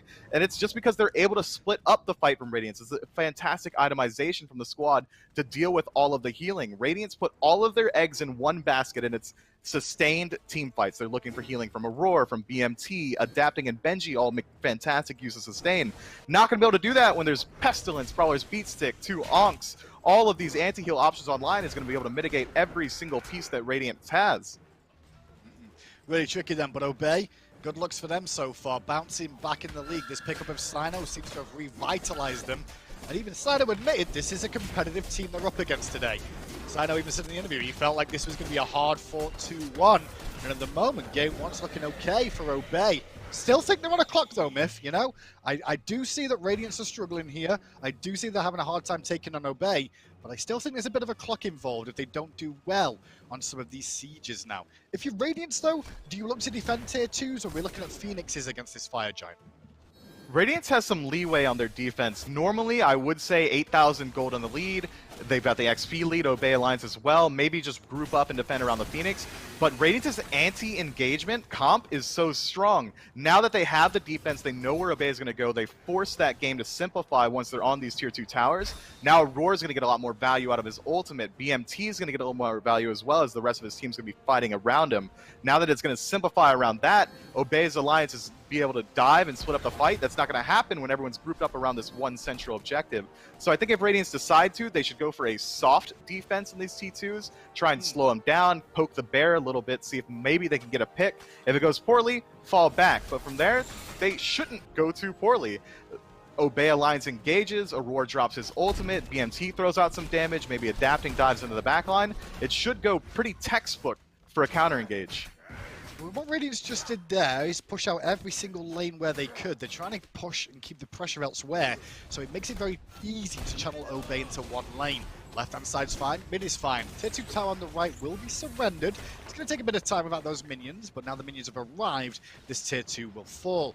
Looks like we've seen a bit of a cheeky attempt from Cyclone on this left-hand side for a tier 2 tower too. And I do like that idea, because with Jingwei you can always get back with that passive back in the fray if needed. But now that everyone's missing on the map, it's an immediate recall coming out from Cyclone's spin there. Now onto the mid lane we go for Obey then, as we wait for the next bit of action. Doesn't look like you said it's going to be around Phoenix's, although Radiant's starting to group around this tier 2 tower. I like the play. They know that Cynosure is forced to back there. Obey can't take that siege 5 versus 4, so they have to wait for Cyno to re-rotate towards the middle of the map. And now, Radiance has the defensive positioning. They're 5-man stacked. They've got jungle pressure as well, as they're able to come in from the side of the fight. They should be able to defend this, but even then, with the huge gold deficit, with the XP deficit as it is, and all the actives available on the side of Obey, Radiance is going to have to play incredibly adeptly to stop this siege.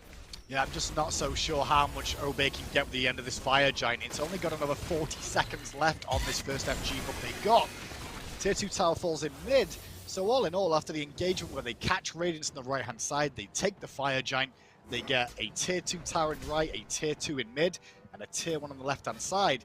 That's all she wrote. Obey will have to just accept the Pyromancer and then look for the next FG play. But I don't think that's necessarily a bad idea if you Obey here.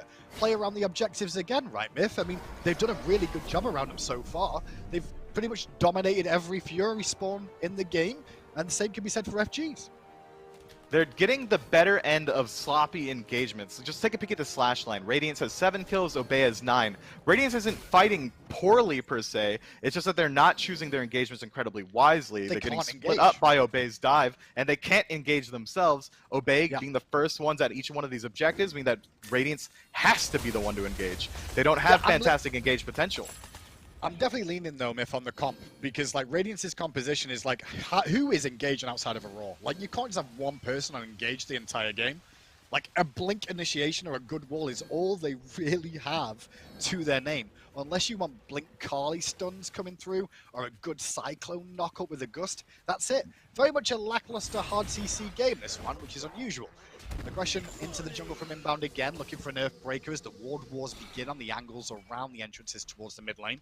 FG spawn in about 10 seconds time, and it will be the EFG, the Enhanced Fire Giant, so it will make it a little bit easier for Obey on the sieges. Radiance, though, are here in numbers to defend, and I think they're just going to try and pick that window carefully when they choose to go in. I really don't want Radiance diving in deep on this Fire Giant right now. I mean, the lead is there for Obey, now nearly 12,000 or 10,000 gold in the lead. They have the defensive positioning. We already know that Radiance doesn't have engaged potential. They should just wait for these Phoenix sieges to happen and then use their comp, what they really designed it to do, is just counter engage. Right now, if they keep forcing their way into these fights around the neutral objectives inside a Fire Giant or tier 1 towers, it's going to keep going Obey's way. That's what Obey wants you to do. They want you to step up too far. They want you to split up and try and look for these separate engagements so that they can immediately dive onto your backline. I like how patient Obey's being around this objective. They're waiting for Radiance to pull in too deep, and Benji just overextended a bit too much. The wraparound at the same time from Aurora, though. He got isolated trying to support Benji on a flanking rotation. And with him off the table and his ultimate too, Obey come up huge there in the midfield area. Over to the FG they go then to start up this. And on zone duty is Ducky. So is Cyno, who's just making sure mid lane is kept safe too. But Ducky's eating a bit more damage to bargain for there by those chopping hands of that Carly. Fire Giant falls, And now we've got 30 seconds where Obey have a man advantage. What a power play. Aurora, question marks in my head. The second Benji's in the air, you know he's out, but Aurora engages anyway on the tail end of it and gets picked out instantly by the counter engage from Obey. Again, they don't have any right to be fighting around this Fire Giant. Play around your Phoenixes and group up and play as 5. Now you're dead for another 14 seconds and Obey are already on your Phoenix. I mean, all you can do is hope to poke them out if you can, but the Phoenix is already dead and Sino is out of dodge, as is the rest of Obey. Ducky's going to take a bit of a beating on the tail end of that, but he does at least ult Obey back to safety. And Obey got in, came on for what they got for, and then left again immediately soon after. Now it's just a case of what Radiance can find in response. They're going to keep chasing through the jungle. Benji did get back here relatively quickly to try and slow them down, but Obey are falling back, or is it a bit of a trap? Benji's still giving chase a little bit too deep. He could be cut off. Inbound, though, was looking for Big Man Tings, and Big Man was forced to beads. Sino under pressure has to use the ult early on, and Cyclone spin it, a boulder, a little bit more than he bargained for. Good dashing from Aurora, though, and Carly's in the mix, but Carly ain't healing for anything. The chop suey's coming through, but Ducky gets credit for the kill, and Sino takes down Aurora, who was waiting around. Benji's still trying to get hold of Wolfie, and Wolfie does fall, but Wowie stayed alive, I should say. The W's too much for me to handle. And with that, 3 members dead of Radiance. It could march on for maybe the end here. They're a little bit low for my liking. Against a Jingwei and a Hell, could be a bit tricky, this. And the damage potential from Hell is nothing to sleep on here. He's got so much damage online. Soul Reaver, Rod of Tahuti. He's going to be able to defend pretty well, but Obey, 4 members strong. Ultimate's starting to come back online. They're healing up with the enhanced Fire Giant. The damage potential is there, and they've got so much time to work with. They got the wave into the Titan now. I don't know. It's going to be hard, Radiance. Well, I don't know how hard it's really going to be. When you look at the player damage, these 2 characters on your screen haven't done a whole ton, less than 12k between each of them. And that's going to be an awkward situation. So Obey, you're going to take game 1. For me, this all comes down to picks and bans. Both teams, bit awkward for my liking, but at the end of the day, Obey come out on top. Radiance just looks so stubborn to me, taking all these engagements where they know they're not favored. They keep going into these fights, chasing out after that Phoenix fell down. I don't know. It's a huge question mark. What are you looking for on the tail end of that? Best case for Radiance there, they get 2, maybe 3 picks and a tier 2 tower on the tail end of it. It seems like they just weren't ready to accept the failings of their draft and work around it, instead trying to just play through with raw mechanical skill. Won't work out in the Pro League. I don't know, Miff, if they really could play around it. They were stuck in an awkward situation from minute 1 of that game. And a great play from Obey came out on top. Great plays from them, even though they fell behind around the 10-minute mark. Let's see what Dawson's going to say on the desk and break this one down. Sorry, Graham, I've been paying attention to my SMITE crossword puzzle, and I'm really struggling with 7 down here. It's an 8-letter word for best gaming chair around. Oh, it's Maxonomic. It's obviously the best gaming chair around. Maxonomic, $50 off now using code SMITEMAX. Let me fill that in on my sheet immediately. And now I think the bonus page makes much more sense to me, needforseat.com. And then the bonus page, your name, your logo, obviously jumps out at me. Can't believe I got that one wrong. Gore, maybe you can help me fill in the blank on game number 1. What goes right for Obey? Well, honestly, what goes right for Obey is what Radiance do wrong for a lot of that fight. I mean, they just didn't feel like they were on the same page for, well, how long was the game? 40 minutes? Just so much of their engagements were, hey, that guy went in. I kind of want to go in. Let's see if I can do it. And even though we were talking about Obey being maybe centered around a more early game fight, it didn't matter to them. They were playing perfectly fine from 15 minutes on. And you look at what happened early. It's Sino getting first blood, as maybe we need to start expecting here for Obey. And the answers back for Radiance were there, but it was 2 double kills for Aurora. So you stack all of these kills on your support, which, I mean, you can hardly say that's a bad thing. But I agree with your statement. Once you kind of got to that early team fighting phase, it just felt like Obey weren't going to be stopped. I mean, I can't count how many engagements that we got to end up seeing where Benji went in and then Benji tried to get out, and then Aurora would go in, and it felt almost as though Radiance were picking themselves off after, around this point, 25 minutes into the game. Obey had really good late-game fights. Again, I think Mifflin said it best. Throw all conventional SMITE knowledge you have, especially about these 5 gods Obey brought into this. It feels, inbound needs to get these big picks, and it's early game oriented, get themselves a lead by 10 minutes, and then just hold it. they didn't care about that aspect. They were able to turn these fights into 3-on-1s, 3-on-2s in a lot of these engagements, and they just picked up kill after kill and CC'd you to death. And Gore, I mean, as much as I think it's important to look at the good and great even for Obey this game, the fallout from some of that is of course bad for Radiant. Cyclone's been somewhat MIA, I'd argue, here in game number 1. 0, 2, and 1. Yeah. Numbers maybe inflate on the Titan defense, but lowest damage in the game there for a little while. Remember, last week against United, kind of sitting on Cyclone spin, keeping that damage down. 8,000 by the end of the game on a Jingwei that you want to start to have scaling, especially 34 minutes in. Obey did a great job of keeping Cyclone down. Yeah, they did not have the impact you want out of your carry there for Cyclone Spin. And, well, hey, he got most wards placed. Unfortunately, he wasn't able to convert any of that vision into the team fight. So it just kind of started to fall apart for them. And a lot of that isn't necessarily on Cyclone Spin. It's really on the front lines that came down to it. Again, they were picking fights usually in 2 or 3 sometimes separate areas. There's nowhere for him to choose and stick to. There wasn't anything cohesive that it felt like from Radiance, as opposed to Obey, who were just kind of 5-manning everything after a certain point. And so even though they were very heavy on the physical side, and maybe something that should be a detriment to Obey, it never caused them any trouble. Okay, I think the obvious now big question is moving into game 2. Are there pick ban differences as we maybe take a jump into those that Radiance can make to give themselves an edge? I mean, there was obvious high priority towards Sino in the jungle. Remember banning out 3 of his, favorite now picks. It's always hard to say because obviously you go into a game with a strategy and Obey's just kind of worked out there. But is there anything that does jump out at you that you want to see changed by Radiance moving into picks and bans here for game 2?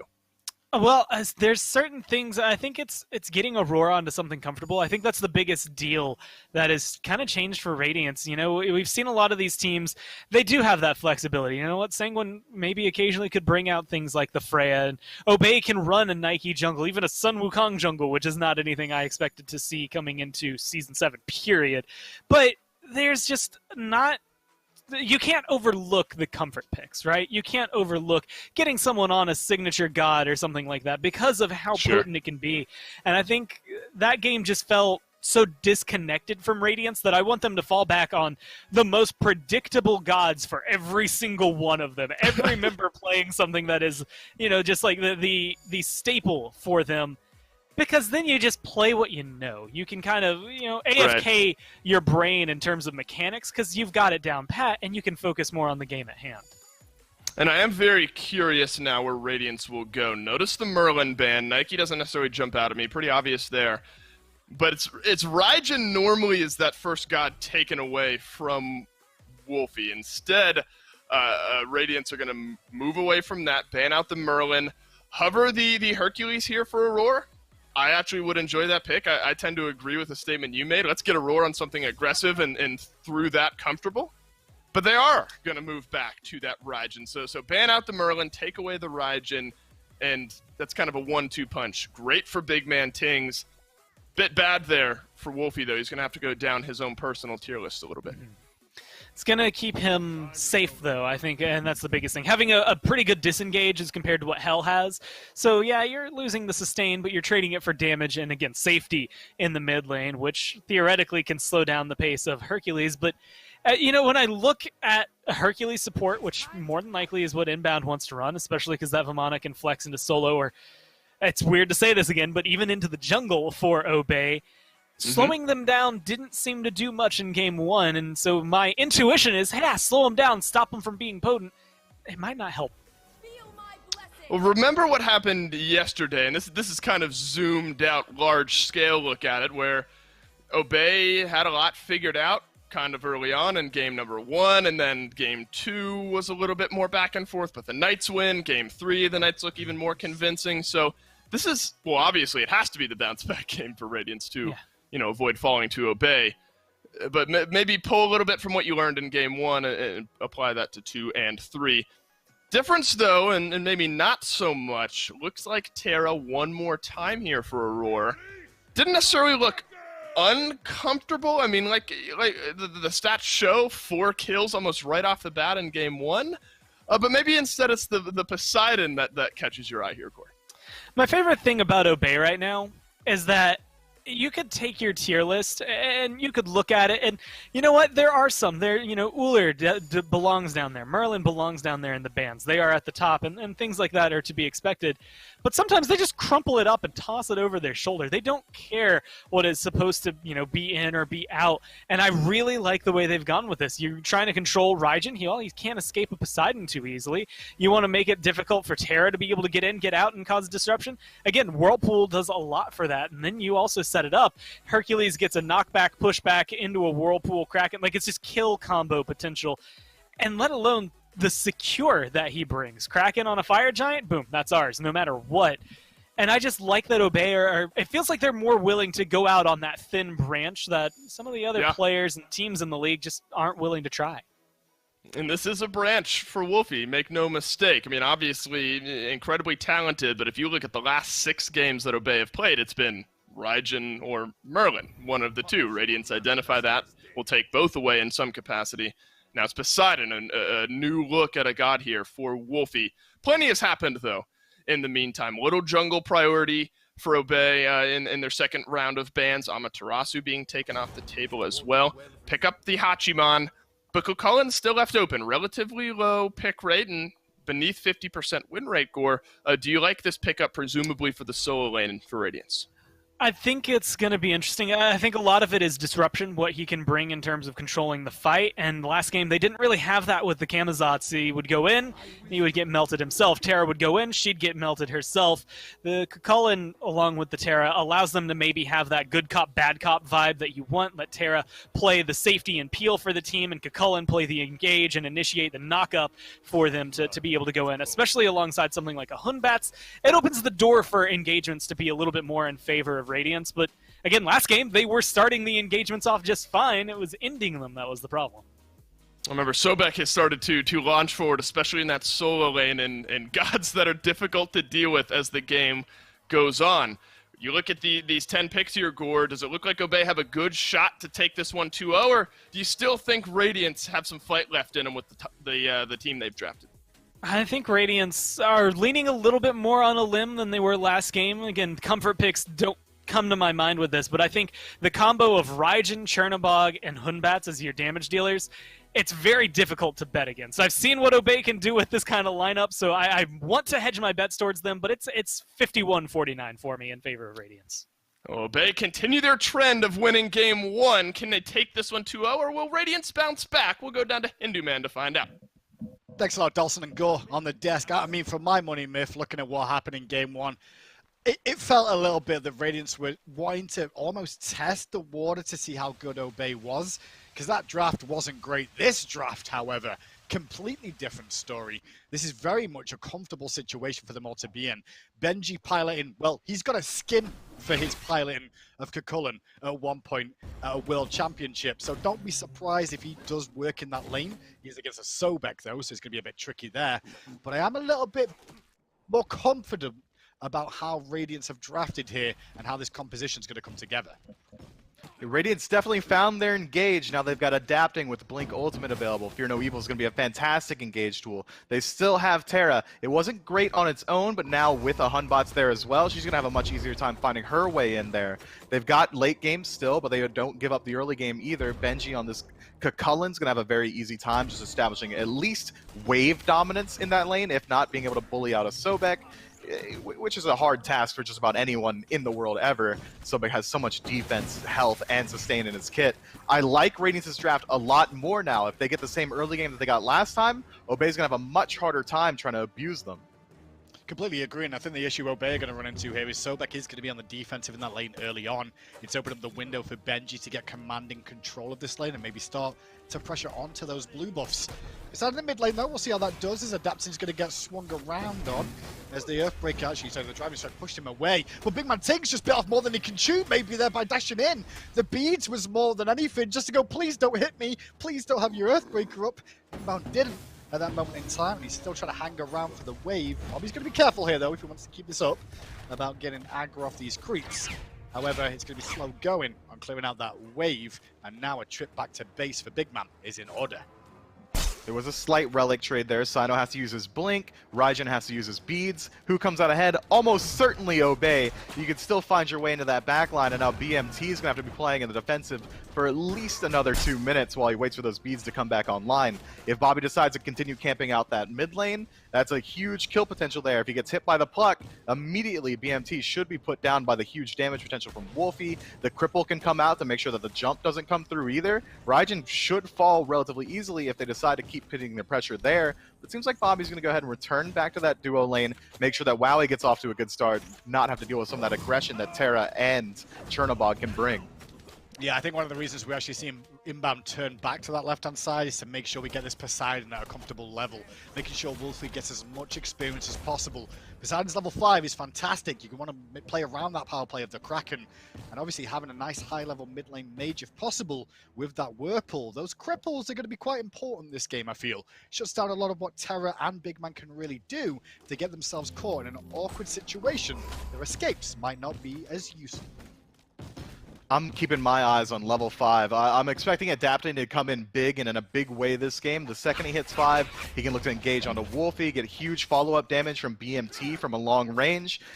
He's going to be able to get a lot of pressure early on. Sino plays this Vamana more like an assassin than just about anyone else. He sacrifices a lot of defense in the build that we've seen him using a lot, so he's going to have a much harder time engaging in the early game. He's going to wait to get some of that damage online through his auto attacks. We usually see him go for the Crusher straight into Atalanta's bow. Whereas Adapting, the second Fear No Evil's online, he is a threat on the map. Ooh, bit of a mistake from Benji, and that might just be punished enough by Ducky.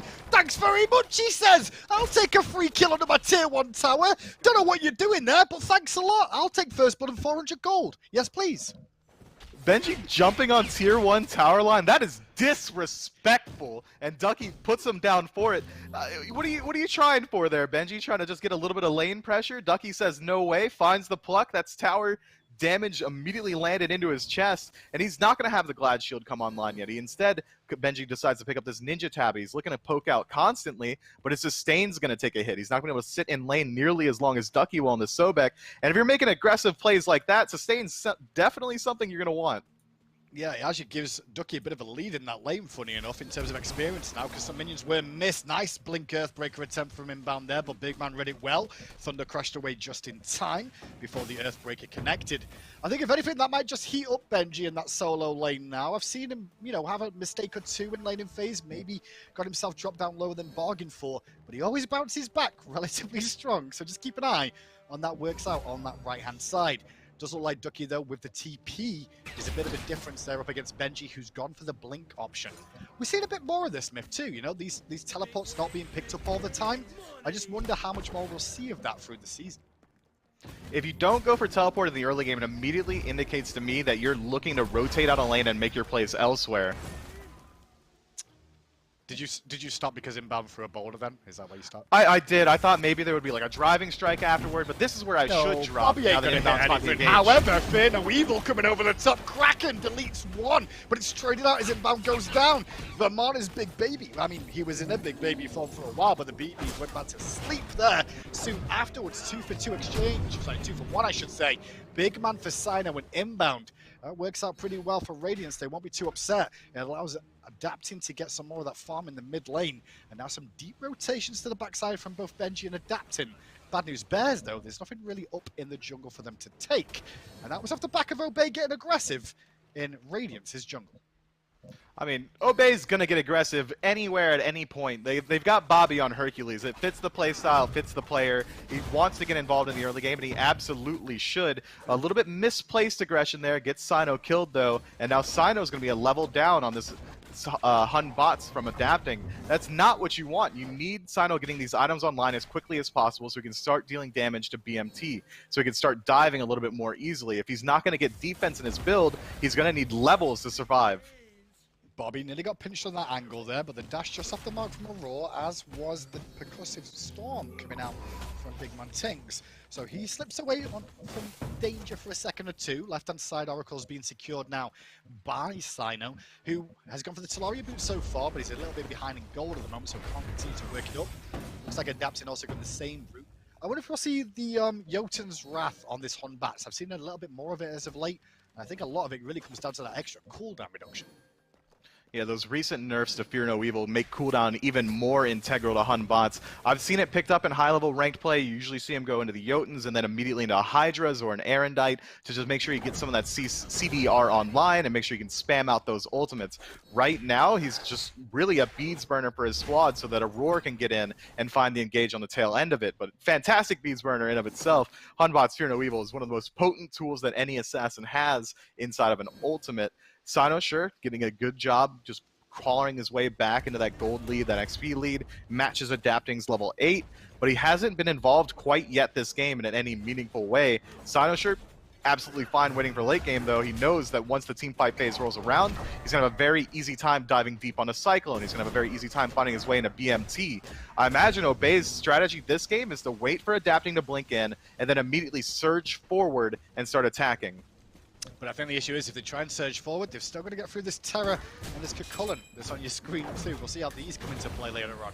So I do think you're right, Adapting should be on beads burning duty. Although, I was saying that, but he has gone for that Brawler's bead sticking instead here, which still makes sense to me because of the amount of healing that we do see on Obey's roster. You know, Sobek, Hercules, and Vermana all do rely on forms of sustain to stay in the fray a little bit longer. So a bit of anti-heal there would reduce a lot of what Sino could bring in that ultimate. Same can be said for inbound regeneration options. And Divine Ruin already online for BMT as well. The prolonged engagement from Obey is going to take a slight hit here, but even then, it's still dive potential and instant burst. That's Obey's MO since day one. Kraken's going to work incredibly well with that. Anti-heal is going to be a valuable pickup, and it's fantastic flat pen for both characters, but even then, it's not going to be able to enough in of itself to slow down that aggression. If you really want to stop Sinosure, look outside of anti-heal and keep your eyes on Shell to get those auto-attack blocking stacks.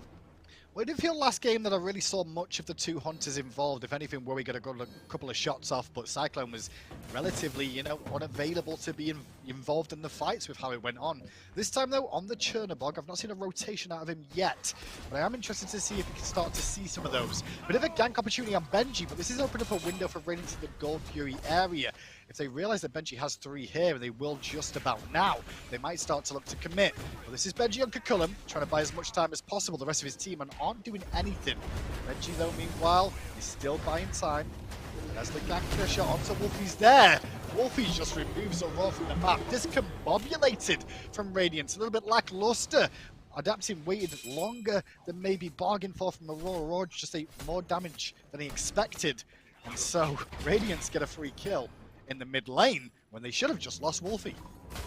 That strange play from Radiance there. There was clearly a plan. Adapting's already behind the tower. Aurora knows that the follow-up will be there, but it was such a slow rotation. It seems like Adapting was hesitant to use his blink. It seemed like he really wanted to maintain it. Aurora falls. Adapting rolls his eyes and says, "Oh, well, I guess I have to." And then he blinks in and finds the kill. Should have been a lot cleaner, especially considering Radiance had full knowledge that the majority of Obey was on the other side of the map. Just dive in immediately and find the kill. Now Aurora has to fall for really no reason. Oh, Cyclone getting aggressive in lane there. But I do want to touch on the Poseidon play from Wolfie there. I think a lot of people still meme on the lad after the World Championships disaster. But he's got a solid Poseidon outside of that one mistake he really made here. He kind of just punished Aurora for doing that. An invasion attempt onto the Pyromancer comes out. And hello, Sino was there for a second, but ate way more damage than he expected to. Didn't even get time to get his ult off. Disappointing there from Sino. Kind of returns the play from Aurora in the mid lane there now. Benji starting to proxy farm on this right-hand side as Radiant start to take this game by the scruff of the neck. About 2,000 golden lead. My heart goes out to Sino there. His plan was blink over the wall, start your dash. If it steals the objective, awesome. If it doesn't, at least I'm dashing away. But unfortunate for him, blinks directly into Aurora's stun and gets shut down immediately by that damage. It's a heartbreaker for sure, but even then, not that big of a deal. Only 1 level deficit out of the jungle, Adapting now 2 levels up, actually. That's a little bit bigger of a deal. Gonna get that second relic online a lot more quickly. Sino's going to have to go back into farm mode, trying to get some of these XP back, trying to get his levels back in order. Because right now, a level 10 Vamana in your jungle role, that's not going to have very much impact at all. Yeah, that's a good point. I want to see if we can see Radiance get aggressive, knowing that's the situation then. If Sino needs to farm up, then force fights a little bit more so. Cyclone's aggression in this duo lane so far up against Rory moments ago. He's got a bit of a level lead and a kill to his name now, but that's actually forcing Inbound back to this left-hand side a little bit more so. Also for the same reason that Sino can soak up some experience and not split with as many people outside of Wolfie. But Radiance look like they'll be on the hunt a little bit more. You can see them just playing a little bit further up in the laning phase now. As Inbound going to blink on end, getting aggressive with that Earthbreaker. Didn't really find a home though this time round. Chernobog on the mark for that. My eyes are still constantly glued to adapting. Everywhere the aggression starts on the side of Radiance, you know adapting's there. He knows he has the jungle lead as well. He doesn't have to farm up nearly as much. He can start spending his time trying to put his lanes ahead, and that's exactly where he should go. I think you pointed out well. They know that Sino's far behind. They know he doesn't have that second relic available. Radiance have the power play right now. They've already got about a 3,000 gold lead. They've got fantastic team fight tools. They know that Bobby's already used his blink as well, so if they decide to move in towards this gold fury, Obey's going to have an incredibly hard time stopping it. Yeah, just going to be careful of those Krakens potentially from Wolfie here, so just keeping him zoned is important. Fury getting very low though. Wolfie wants to come into the pit, gets a good Kraken off and adapting, but it's not enough for the Fury at all. Boulder out Big from steal. Inbound for some unknown reason, but Wolfie's also going to get it. Was that stolen away? It was indeed, you were right, but adapting takes out Inbound. Chernobog in the sty, Cyclone looking for an exit route, but his options are very, very limited. Hide in the wall, Cyclone, please. Ducky's looking at him like, come out, son. Wowie gets credit for the kill, but Big Man at least answers that one back. Benji into the fray, forces Ducky out, and it's a 3-for-1. Obey get the Fury, but now Radiant's going to be a free time farming the map. I don't know if that was really worthwhile at the end of the day. It's worthwhile for Obey to slow down that neutral objective farm. Yes, they do lose out on 3 members, so the XP is going to go the way of Radiance, but they're still able to stop that siege from the tier 1 mid tower. That's going to be a bastion of safety now that Obey can rely on and just not have to worry about, you know, trying to defend the next objective and fall back. Oh, nothing's there to protect me. And meanwhile, what was Sino doing during that whole engagement? He was farming up the map. Now he's matched the level. He's already invaded the speed buff. Now he's going to be able to get involved in the next fight a lot more easily. Adapting now falls himself, or 3-0 is his slash line. But the XP deficit is all but gone now. Sino can get involved a lot more easily. He can dive into the backline. BMT was allowed to free cast. That's not going to continue if Sino shares the next fight. It's a very good point indeed. I mean, that fight was a bit back and forth, but it did buy Sino some time. Luckily enough, they stole the Fury away. Still don't even know what stole it, funny enough. It might have been a Whirlpool tick from Wolfie, if anything, with how that one played out, because I was so busy watching what was going on the backside of that fight around Inbound. I couldn't be sure. I didn't even notice it was stolen. It was very, very tricky indeed. So with that, the goal lead is still only 3,000 in favor of Radiance here. Experience marginally in their favor too, especially with Benji and Cyclone Spin with a hair lead over their lane oppositions. Inbound though, level 10, just a little bit behind that of Aurora at the moment, but Benji is starting to roam a lot more in this Kakulun at level 15 now. He's realizing it's going to be very tricky for them to really burst him down with how this one's gone. And with that build he's gone for as well here, Mystical Mail, is just going to help him out a little bit more for doing free damage. Definitely an item that gets overlooked these days. Mystical Mail's got a weird matchup into Hercules. He's going to get his heals to procs a little bit more easily, get those burst heals going for himself. But even then, that consistent damage output is going to make him just even more worrisome for the backline of Obey. And it meshes incredibly well with Kakulin's second ability, which is going to bring exactly that, more constant aura tick damage around him. So he's almost got like a shred potential just from standing near people. Ducky's trying to deal with that tier 2 tower proxy from Benji at the moment, but that means that minion wave should get towards his tower relatively soon, and maybe even kill it before he can get back now. Rotation coming out from Sino to help out. You did see the Fear No Evil from adapting earlier on, as a Kraken from Wolfie connects with Big Man in mid lane, but it's absorbed by the Aegis. Benji may have bitten off more than he could chew, but he's finding a lot of time. Rotation coming out from Radiance now as Aurora turns up to the fray. Benji has finally died to the 3-man army of Obey, but Big Man took out Wolfie in mid on the rotation, and now Inbound could soon to be follow. He did get a heal off, but it's not going to be good enough. Ducky now trying to buy time, needs some support, and gets it from Wolfie. So from Wowie, but Wowie, can he get the kill on adapting? No, the Duke over the wall with the somersault's good. Ducky then tries to go from 2, but blink for blink into a blink from Sino that secures the kill on adapting. Ducky's still on the defensive here, all the while Big Man Ting's whacking away at the tier 1 tower in mid. Tier 1 on the right-hand side falls too. A crazy engage that on in the big picture, Radiance come out on top, and now they can go for a Pyromancer. Yeah, big dubs for Radiance. Take out the mid tower, get the advantageous trade, 3 for 2 in favor of Radiance, and then get the Pyromancer on the tail end. That's a huge gold and XP swing, now 4,000 in favor of Radiance, and they've shown that they're able to fight in. Sino immediately is forced to disengage once Radiance responds, and has to back up all the way to his tier 2 tower, which creates space for Radiance to dive whoever they want. Wowie's left high and dry, they put him in the dirt.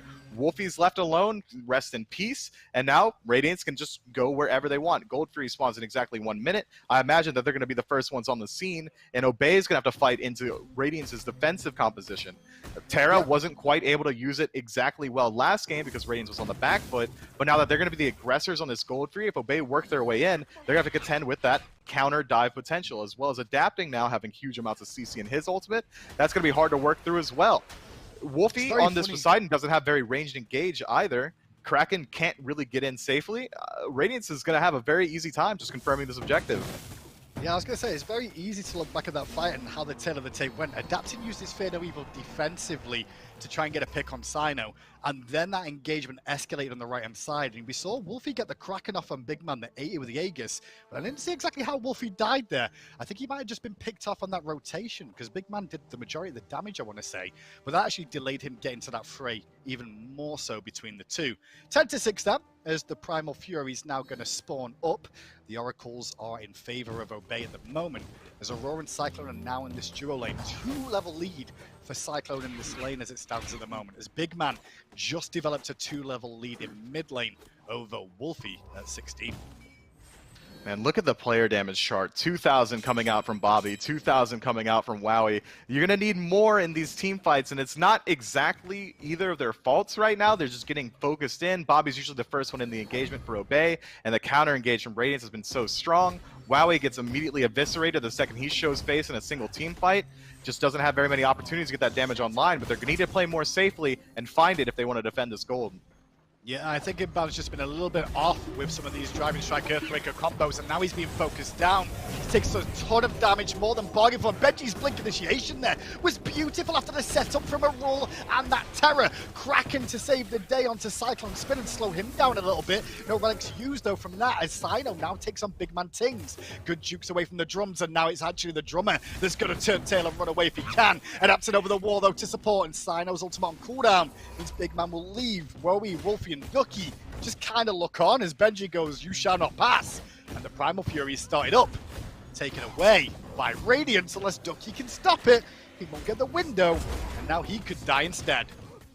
He should absolutely go down. No pluck, no ultimate. That's a free kill for them. Benji does a fantastic job zoning off the other two members there.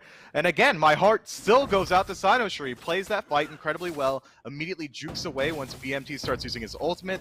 None of the shots really connect. He gets his health back online, but the damage output from this Raijin is absolutely crippling. Divine Ruin and Spear of Deso and the Soul Reaver are all online already. The second he decides to move back up, it was just the Raiju and the one combo from Raijin enough to put him immediately down from 60% health. It's unfortunate. That's the trade-off, though. When you pick Vamana jungle and you decide not to go any defense, you're going to be squishy, and you're a huge, easy-to-hit target once you use that ultimate. I will say, though, at the start of that fight was all focused on Inbound, and him being removed from the fight on initial entry was a big talking point, because that really just left the backline with Ducky to peel for them, and definitely made it a 4v5 from the get-go in that situation. It was a good opportunity from Radiance, recognized, they capitalized on it, and now they've set themselves up to be in a good, comfortable position. 6k lead here as they start to dance around the Fire Giant. Cyclone Spin, going to push out mid lane, get a bit of pressure there for themselves, and if Obey don't pay attention to it, can keep on marching on down that lane. Instead, over to the Fire Giant go Radiance. Obey still hanging around, making sure they can be in a position to defend it. It's going to be a tricky ask, though, I would say. Obey's entire strategy is contingent on being able to kill BMT instantly. He's been such a huge factor in all these team fights. The burst potential, the dive potential as well. He's been able to just completely keep out anyone that moves up first. If Bobby tries to move in at all, immediately 50% of his health bar is gone. Sino trading out with Adapting. At the end of the day, this doesn't work out for Sino at all, because the anti-heal's there, and it picks up the kill for Cyclone Spin. Ducky on the front line now being focused. The damage dealers from Obey are backpedaling at the moment, because Benji's running at them, and Minbam's trying to help him out, but that just leaves Ducky even more alone in this. And look at Benji go! Roar kills off Wowie. Inbound used the driving strike already. Just 2 members left for Obey with their ultimates, and they're both returning to base. Beautiful fight from Radiance. Sino dies too quick, and then the collapse begins. Fantastic counter engage from Cyclone as well, using the ultimate, knowing that Sino's dashes down, he immediately has to go into the ultimate there, and it's just going to be easy pickings from that point forward. Obey just get picked out early on in the engagement. They need to cut their losses, and instead they try and move up and help out Sino. He's already dead. Let him go. Now 3 members dead on the side of Obey. Radiance get the Fire Giant and the power play on that tier 2 tower. Things are getting rough. Now 11,000 gold in the lead as well. Pyromancer is going to go down for free. There's plenty of towers left on the map for Radiance to exploit there. Their siege potential is incredibly strong as well. Adapting, going to continue doing what he's been doing the entirety of the game, blinking in, dropping Fear No Evil. If he gets a kill, fantastic. If he burns beads, he's already done his job. And then from there, a Roar is going to be in the engage, and no more beads available. Those roots are going to be huge. The stuns as well. Benji diving that backline constantly, making it hard for Wolfie to become any sort of relevant factor in the team fight. Radiance really do have the driver's seat. You're casting a bit quicker now. I guess it's with the pace of the game, right? You're not getting a chance to speak, so 22 kills in 22 minutes. It kind of leans that way with the speed of this one in Game 2. But Myth, this is really what we expected of Radiance in Game 1, I want to say. I think this is what we expect, and I think that Game 1 test was credit to Obey for the way they played it. But Radiance didn't really come to the office in that first game. Their composition was awkward, and now they're looking as good as they did once upon a time.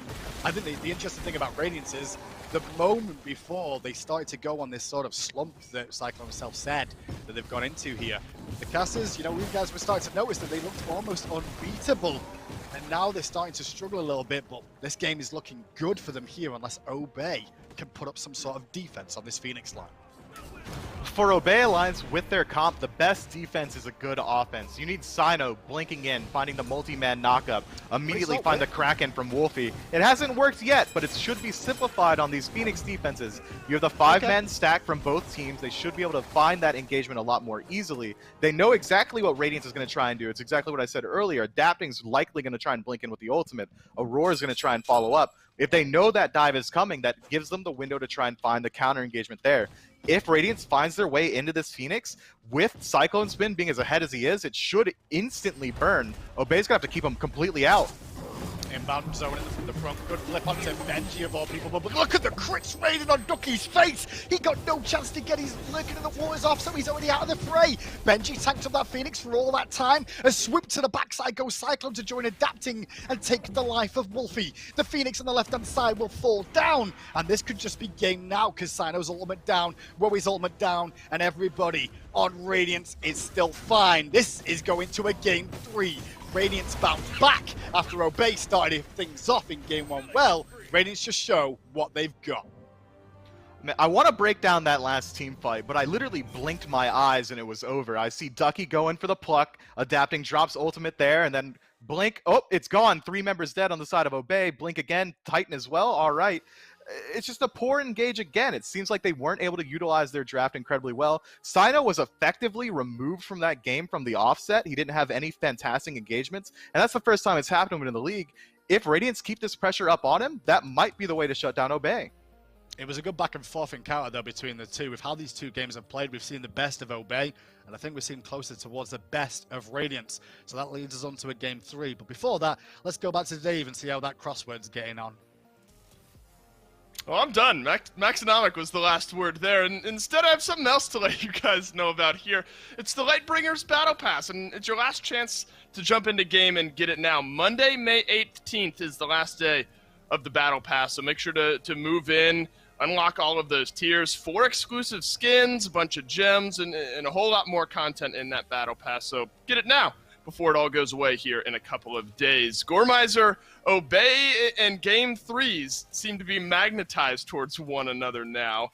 But before we get into that's all pick ban conversations. How we got there, we have to look to game number 2. A totally different look here for Radiance. I think a notable bounce-back performance from Cyclone Spin after a rough game 1. Very, very clean here from Radiance, and maybe what they need after the last 4 or 5 games of struggle for them. Yeah, Cyclone and Tings have some immensely big games that come through, and like you said, a big turnaround for Cyclone compared to Game 1. But did you forget about Benji's Kukulkan? I had forgotten about Benji's Kukulkan going into that game, and I'm not going to forget about it anytime soon based on the way he just played it. I think the draft they get for Radiance there, I underestimated it, I think is the only words that I can use for it, and that's the biggest thing. Adapting was on point with where he was putting his aggression on the Hunbats, having the amount of massive damage Big Man Tings was able to pump out. That's the thing I think I'm most excited to see. At 6-1 and 8 slash lines, you could argue which one was better between him and Cyclone's bench with 5-1 and 10, but the damage number that Big Man Tings was able to put out, I expect to be leagues ahead of everyone, almost everyone. Benji still out damages him just a little bit, but still 5K between him and anybody on Obey, that's massive. And everyone on Radiance dies once, except for Benji. Benji had one death, and the first one, remember, was that solo kill in the solo lane, which caught, I think, a lot of people by surprise. And then throughout the rest of the game, maybe that's the big takeaway here, is Benji gets soloed in lane, but then still has a big turnaround performance, is able to stay relevant, I suppose, play safe, stay relevant, help turn around a lot of these team fights.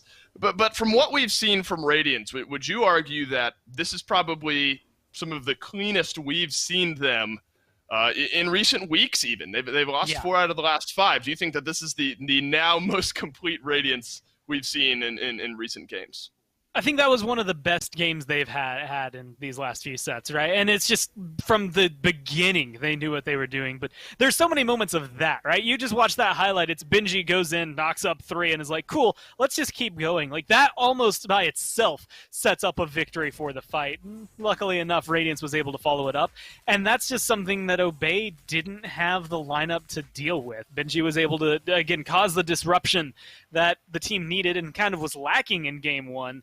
And this time around, Obey didn't have the same turnaround potential as they had, especially with the itemization. You get Cursed Ankh, a couple of anti-heal things, and Raijin damage on its own. And it just made it difficult for Cyno to go in, ult, stay alive the way that we've seen on Isvamana in the past. Well, I guess I should have realized this, but Raijin has been massively prioritized by both teams. Great pick for Big Man Tings. Great pick for Wolfie, so not surprised at all that we've seen Raijin picked or banned in the first 2 iterations of picks and bans. I imagine that doesn't change here. Obey on first pick this time around. Remember last time it was the Merlin ban from Radiance and then immediate Raijin pick if we want to kind of keep that talking point going. Radiance won't have the ability to do that here, but the question then becomes, are Obey willing to first pick that Raijin, give up a couple of other picks? We'll just have to wait and see. But 2 jungle gods right off the bat there, which is weird to say, I suppose, about Nike, but absolutely focused around the jungle. Nike taken away, Thor one more time, and Merlin to follow up.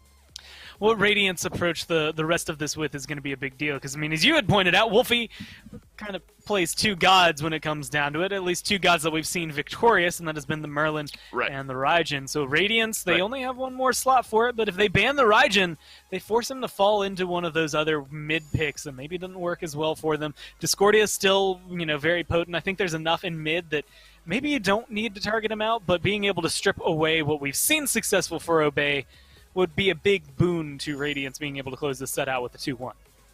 Oh, there you go. Both Merlin and Raijin off the board. Whether that adds extra pressure or maybe takes away, that need to early pick here in the mid is now the next conversation. If they're kind of saying, all right, well, if one of the 2 are available, we would pick him. Now, Ullr is in that conversation. The flexibility is absolutely there that Ullr could be the mid lane pick here for Wolfie, but absolutely could also be the long lane pick for Wowie. And that's the glory of a Hunter first pick, specifically a Hunter first pick like Ullr, because it is so flexible in that it's going to keep Radiance guessing, especially if they don't pick a mid laner going into the second phase of bans, because then Radiance are just like, well, who do we target here? Do we want to target out the Hunter? Do we want to target out the Mage? They might have to split the difference and go for both. they can do what they're doing right now. Focus on their duo lane, try to figure out where their comfort's going to be. Yamoja's been interesting. I think a lot of her win rate was like in question, but most of the time we've seen her victorious was for teams like Radiant, so it's in that realm of possibility for her to be controlling here if Radiants are able to get her in the right position. All right, Fafnir continues to climb up as well in pick ban priority. Pick banned about a third of the time, and Inbound will have a great Ganta pilot here for himself. Chernobog, much along that same vein, I think, Gormizer, a Hunter god, and maybe even specifically for Cyclone Spin, but also some different ADCs in the league, has become the pick. And we've seen what the global ult and late game potential will do for a guy like that.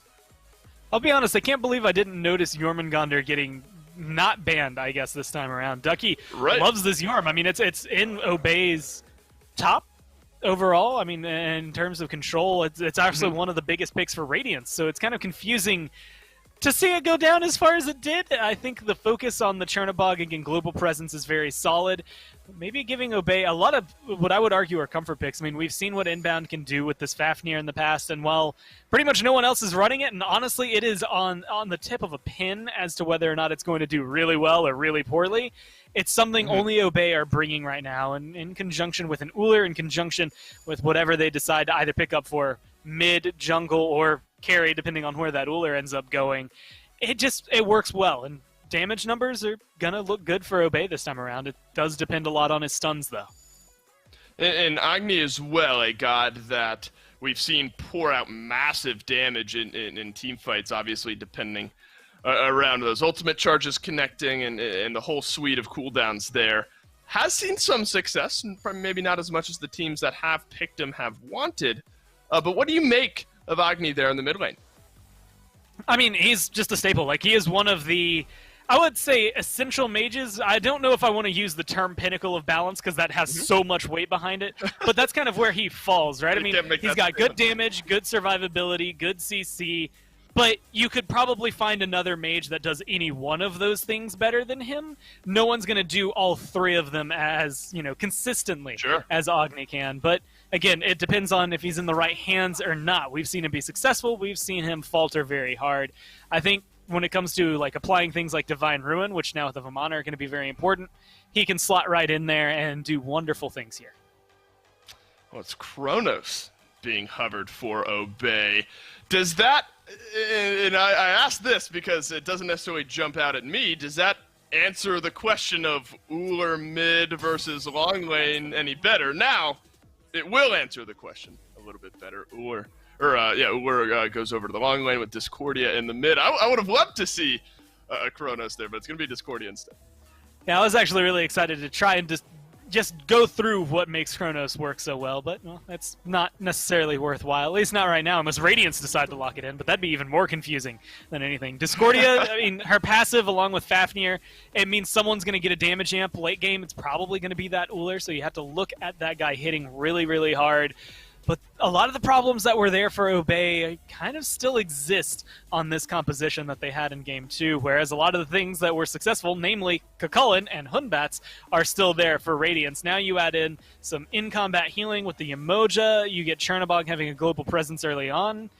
I think Radiance have the rotations and control they need in order to maybe keep Obey locked down in their box. And it's Benji who's going to get another shot at this Kukulkan, and after shrugging off that solo kill in Game 2, he was able to bounce back. So Gormizer, you're putting your hat in the Radiance ring here.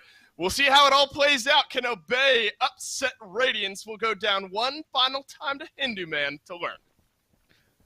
Myth, have you noticed when Dave throws it to me, he always says, we'll go down to Hindu Man? Is he trying to say I'm in hell or something? Is that what he's alluding to here? Does that mean you're in hell with me? I think maybe he's confused. Your accent might be throwing him. Maybe he thinks you're from Australia or something. I'm not sure myself. Okay, yeah, that makes more sense. Yeah, I can forgive that one, I guess. Although, I'm not a convict. I don't come from Australia. Yeah, I'll make that shot while I can.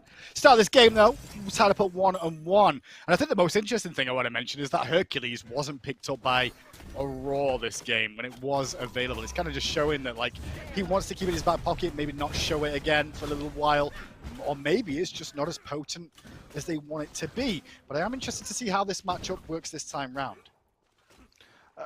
What I see right now is that Radiant sacrificed a little bit of their engage. They could have picked up that Hercules and had another frontliner, but with the addition of Yamoja, they're going to have a much easier time picking their fights, separating it and choosing it themselves. They can use that ultimate to separate the team fight incredibly well, keep Sinosure zoned out if they decide to do it like that. I like Yamoja in of itself, and I like what it's going to be able to deal with on the enemy team. The pull is going to be incredibly potent. The healing and shielding is going to be a very good tool to deal with some of the dive potential that Obey has.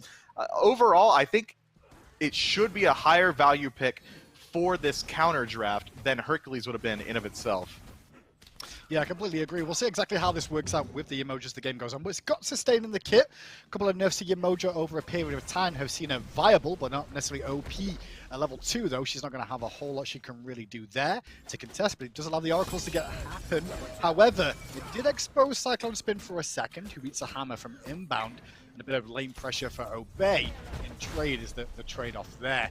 All, however, in this lane up against Cyclone Spin, it looks like Wowie wants to be a bit more aggressive in this lane, because 2 games in a row, he's been on, what, the Hachi, and then before that it was the Jingwei, so it's a bit more passive from him. This time round, though, a lot more aggression.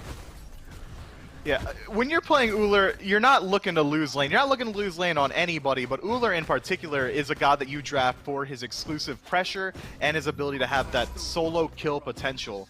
Once we see these supports start to rotate out and you see him move into that 3v3 in mid, I think Spark's going to start to fly in this long lane as Wowie's going to continually try and aggress on a Cyclone Spin. And the matchup there is good.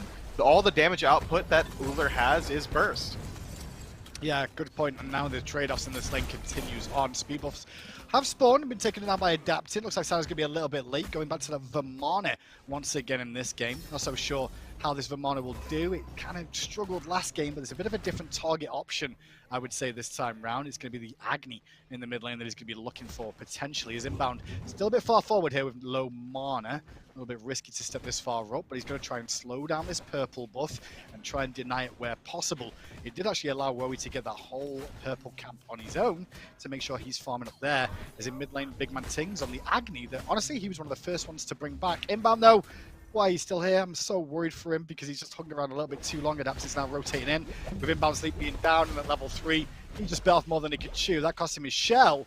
And you can see Radiant immediately go, you know what, we got enough there. We forced a free relic for absolutely no reason.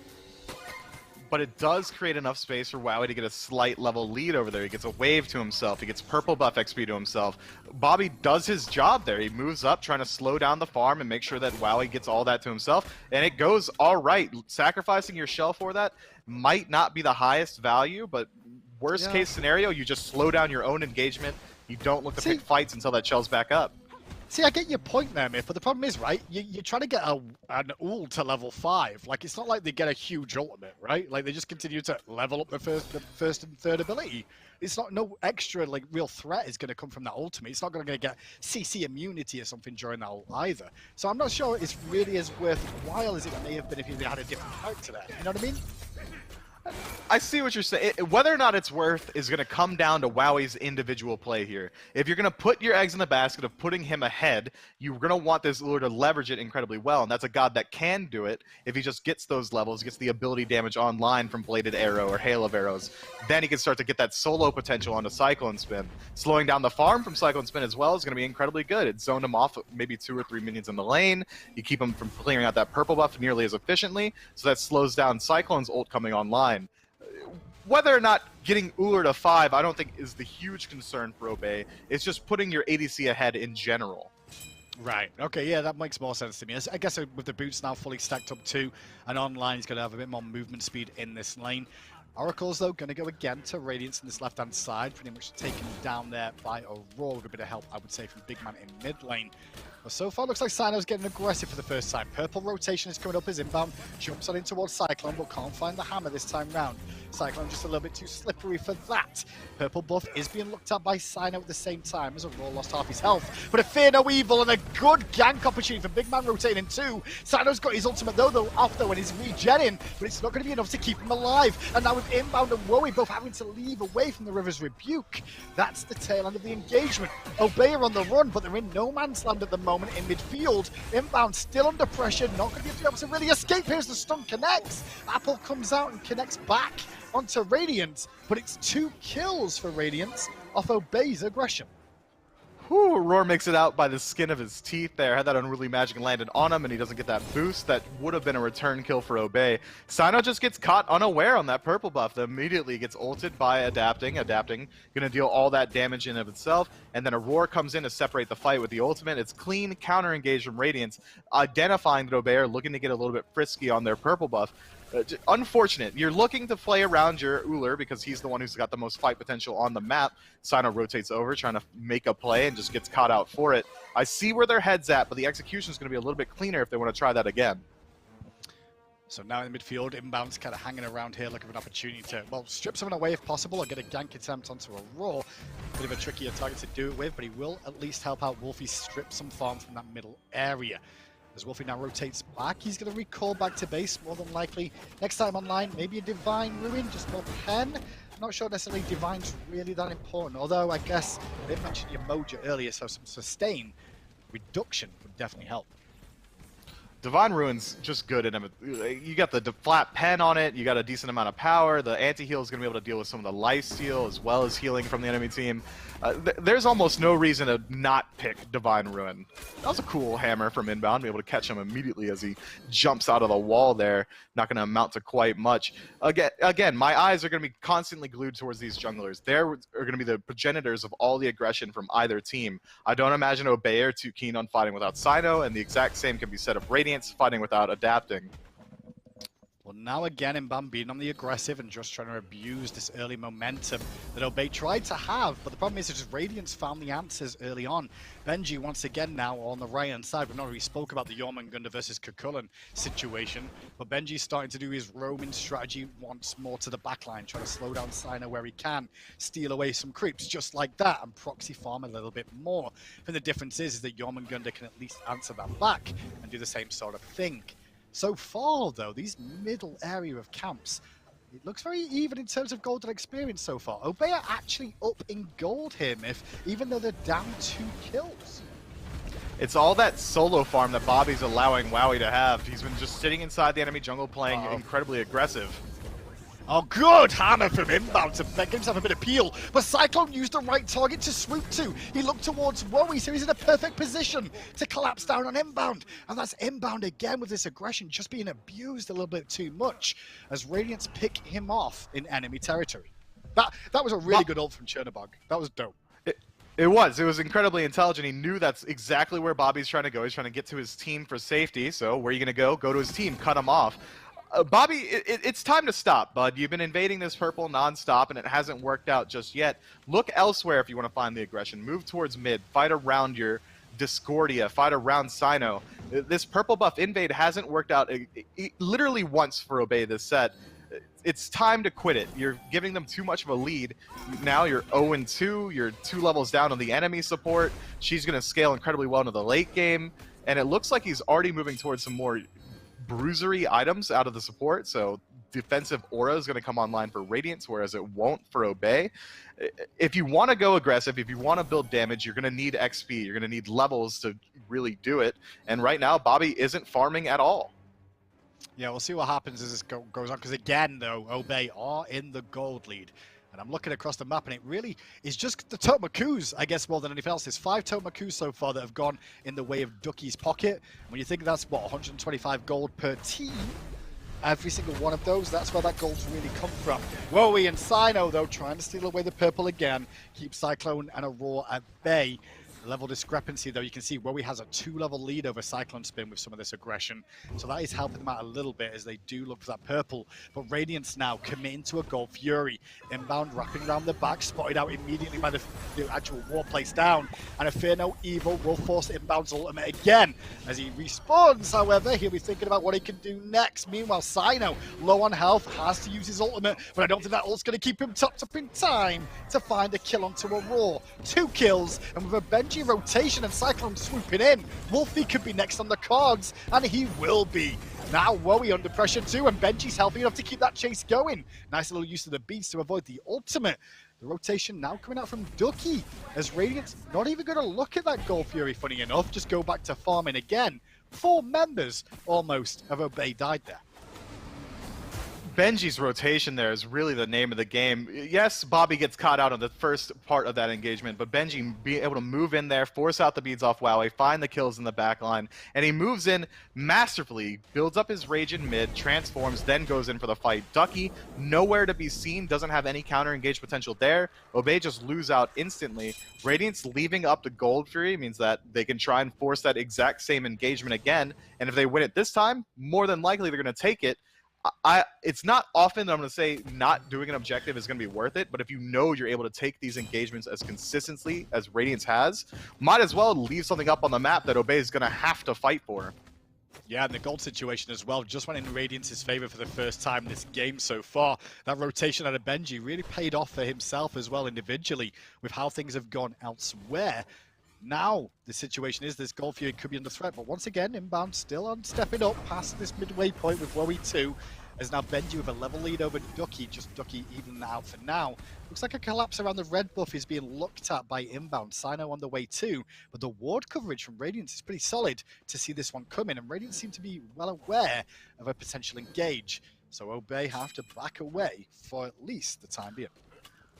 They knew immediately. Bobby walks through that neutral ward objective through mid, so they group up around the red to make sure nothing goes bad there. Nice Fear No Evil, no engage return just yet. Wolfie's gonna make it out with a little bit of health. BMT. Not going to live this one, no. We'll get a bomb onto Sino. And I tell you what, the Chunkster from Cyclone and adapting there, not a Raw. I didn't mean to say it that way, but yeah, great work out from them to make sure they turn around the kill. Good apple from Wolfie, but he still ended up dying anyway.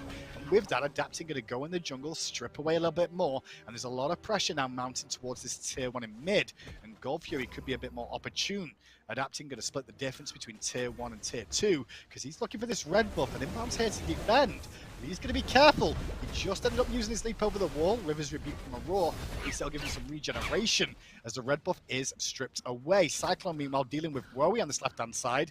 That's a pretty good situation for Cyclone, and considering Cyclone was behind in this lane for quite a large majority.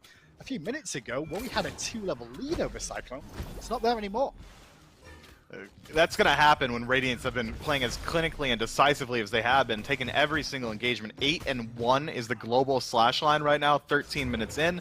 The gold lead, not too bad, only about 2,000 in favor of Radiance. Obey are going to have to do something to stem the bleeding, find some safer engagements, stop going towards this purple buff. Again, these engagements aren't working out for them. They keep getting chased out, or they just die straight out on it. Instead, try and shift your aggression elsewhere. If Ducky's not able to match Benji's rotations, fight on that side of the map. Yeah, I'm a bit surprised that we've seen Obey focus so much on the left-hand side. I feel they could have swung to the right instead, maybe try and put a bit of pressure onto Benji, but at this point in time, 30 minutes in, it's not really that important to look at solo when you've got the Gold Fury under threat. Bombs raining down out by Big Man Tings. Good zone work from a Raw so far, and nobody in Obey was really aware of what was going on there. So nice opportunity for Radiance to extend their lead once more to around 4,000 gold. My eyes are constantly towards Sinosure if I'm looking for Obey's comeback potential, but Wolfie's going to play equally a huge part in these fights. He's the only one that's who's been able to find this confirmed damage output. Sino, though, gets a hold of Adapting for a second. Big Baby online, but look at the damage from Big Man Tings and Cyclone again. This squishy baby, and that's exactly what he is with this build, is not lasting long enough to find a kill at the moment. That's the 4th death for Sino, though, in this game. And that's an awkward state of affairs as Big Man in mid lane on this Agony is really raining havoc. Divine Ruin and Chronos Pendant 2. Those bombs are going to be up even more often. Cyclone for beads, though, to keep the box going against Wowie. And Wowie's not really enjoying that trade too much, although Cyclone on that dash into the wall didn't really get the angle he was after to continue the chase. I wish I had a death breakdown for this game. How many of Obey's 9 deaths have been in Radiance's jungle? I would venture to guess at least 5 of them. Quite a few. Wowie, though, in his own jungle, Adapting came around the back and picks him off as he was still trying to continue to farm up even though he's low on health. That's opened up a window now for Cyclone Spin to get a tier 1 tower in mid. Meanwhile, Ducky got pressured in mid lane by Benji and Big Man Tings enough to use his ult defensively. He's at half health here with a Raw rotating in. Inbound and Wolfie trying to help him out as much as they can. Now Rookie stepping up again. Focus towards Benji as the apple connects, but Benji's a tanky old dude in that mid lane, and the bombs from Big Man will peel him away. Benji very low as Adapting tried to secure the kill on Benji there. Wasn't needed. Don't worry, they're on the same team. Benji ate literally every bit of damage that Obey Alliance had to offer and makes it out alive. That's insane. Now he knows, if I dive someone, it doesn't matter. I've ate literally everything they could do to me and I still make it out. So now if Radiance decide to take a fight, Benji's going to show absolutely no respect and immediately try and dive deep on a Wolfie, find Wowie in the backline, deal as much damage as he wants to, and he picks up the Urchin knowing that it's going to only make him tankier, it's only going to become better for him, that Radiance has been able to win every single grouped up engagement that's happened so far this game. Radiance is playing absolutely phenomenally around Obey's continued aggression. With that dash force on Wolfie in the mid lane, that just gives Radiance a 3-member grouping to take down a tier 1 tower. Rotation now coming in from Obey a little bit late. Inbound at only level 9 here, 4-level differential between him and the support, and you cannot even stand and bang against an Agni when you're at that level. Benji, though, in the back line, looking for an opportunity, but got CC'd heavily to prevent an ultimate inbound. Meanwhile, just trying to buy time, and instead elite another bomb. Fear no evil onto Sino now, and Sino's jumped to half health, has to use his ult defensively. Wolfie dropped down in the jungle as the carries of Obey were left alone as the tanks are focusing elsewhere and adapting. Wowie's also going to fall here momentarily to Benji. And this one is done. Put a fork in it, boys and girls. I don't see Obey getting back into this. It feels very much like the old state of affairs where they angered Adapting and the whole of Radiant stepped up. And now they're going to take a clean 2-1 with how this is looking. I just don't see a way for Obey to get back in this in 17 minutes. It's just been consistent abuse of every single lane. Radiance throws away their clean play of the first 15 minutes of that engagement and just take every single fight that they can across the map. No one's looking out for any of their teammates, and they win it anyway with just pure raw aggression. I'm glad that you said that you don't think Obey can make it back in, because I was trying really hard to stretch my mind into maybe word magicking some way Obey could find some sort of purchase in this game. And there really truly isn't any way.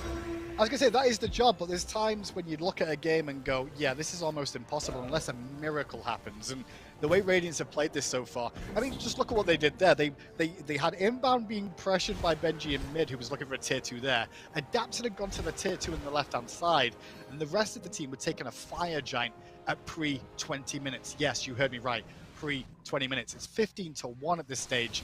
And the composition that they've drafted, I mean, sure, the later this game goes on, they'll get better. But I don't think Radiance are going to let off the gas at all. Look at this Sino just trying to farm up, being chased out by 2 now. His options are limited on escape.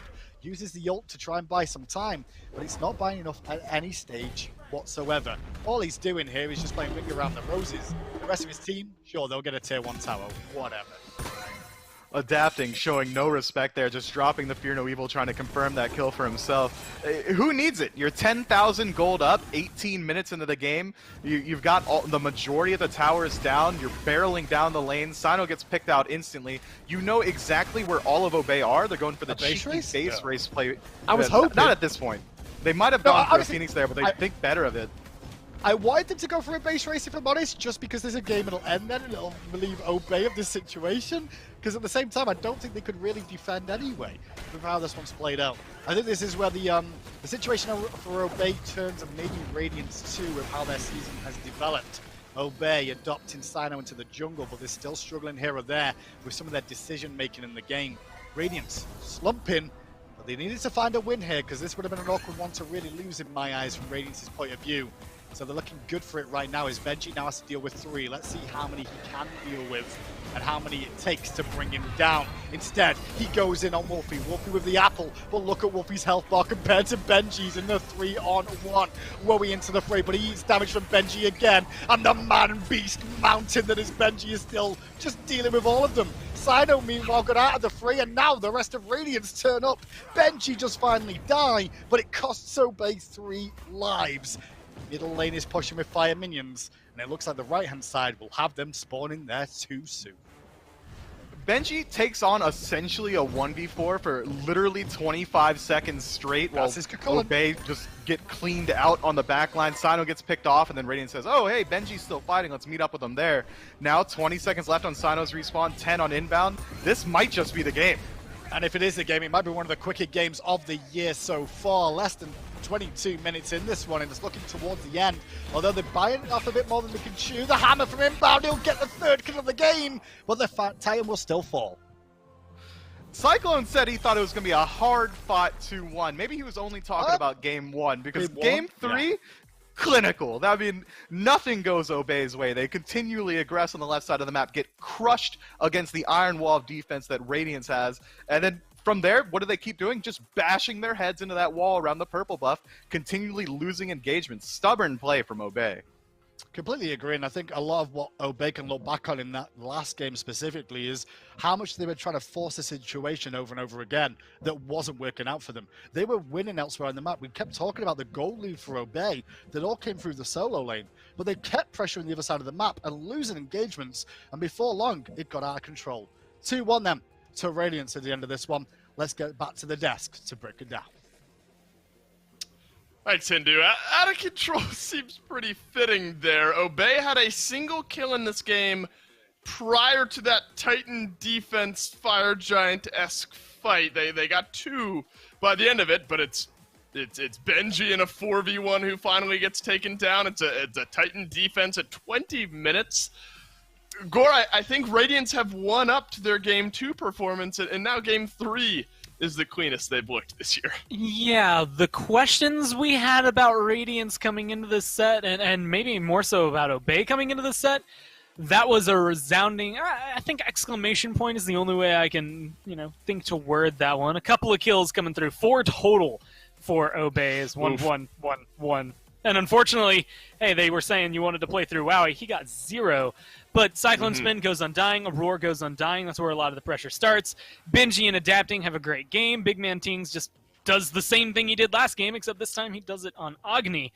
And realistically, it's just solid control. Once again, cycling from the solo lane, coming in from the jungle. And, man, it feels like from, I'll give them a few minutes, maybe minute 3, Obey were slowly falling behind. I mean, I stopped taking notes after Cyclone Spin got his 2nd or 3rd kill of the game because it was just Radiance pushing these small leads that they had and really blowing Obey out of the water. Now, I do need to levy the question, does this concern you about Obey? Like, was the pace that they were playing, the improvements we've seen on their game, I'm not sure that was sustainable. Maybe that's an overstatement.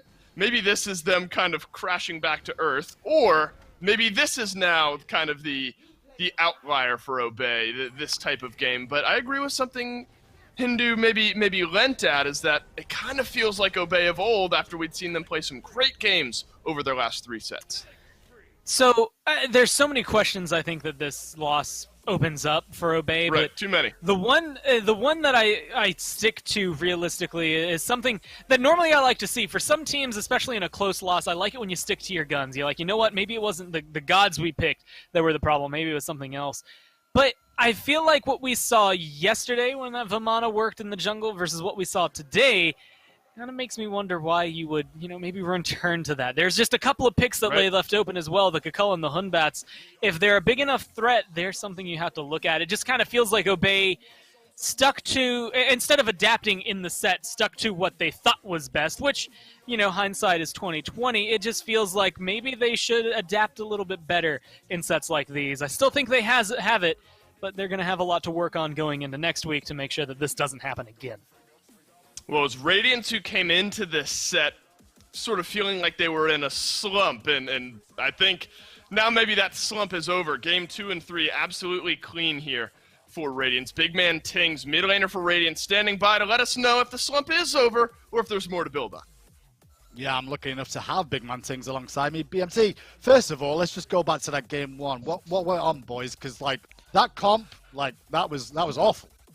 I'll be real.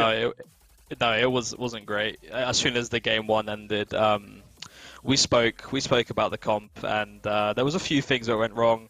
I don't particularly like the hell pick that we picked there into their comp, and with our playstyle that we had that game going into it, it wasn't the best.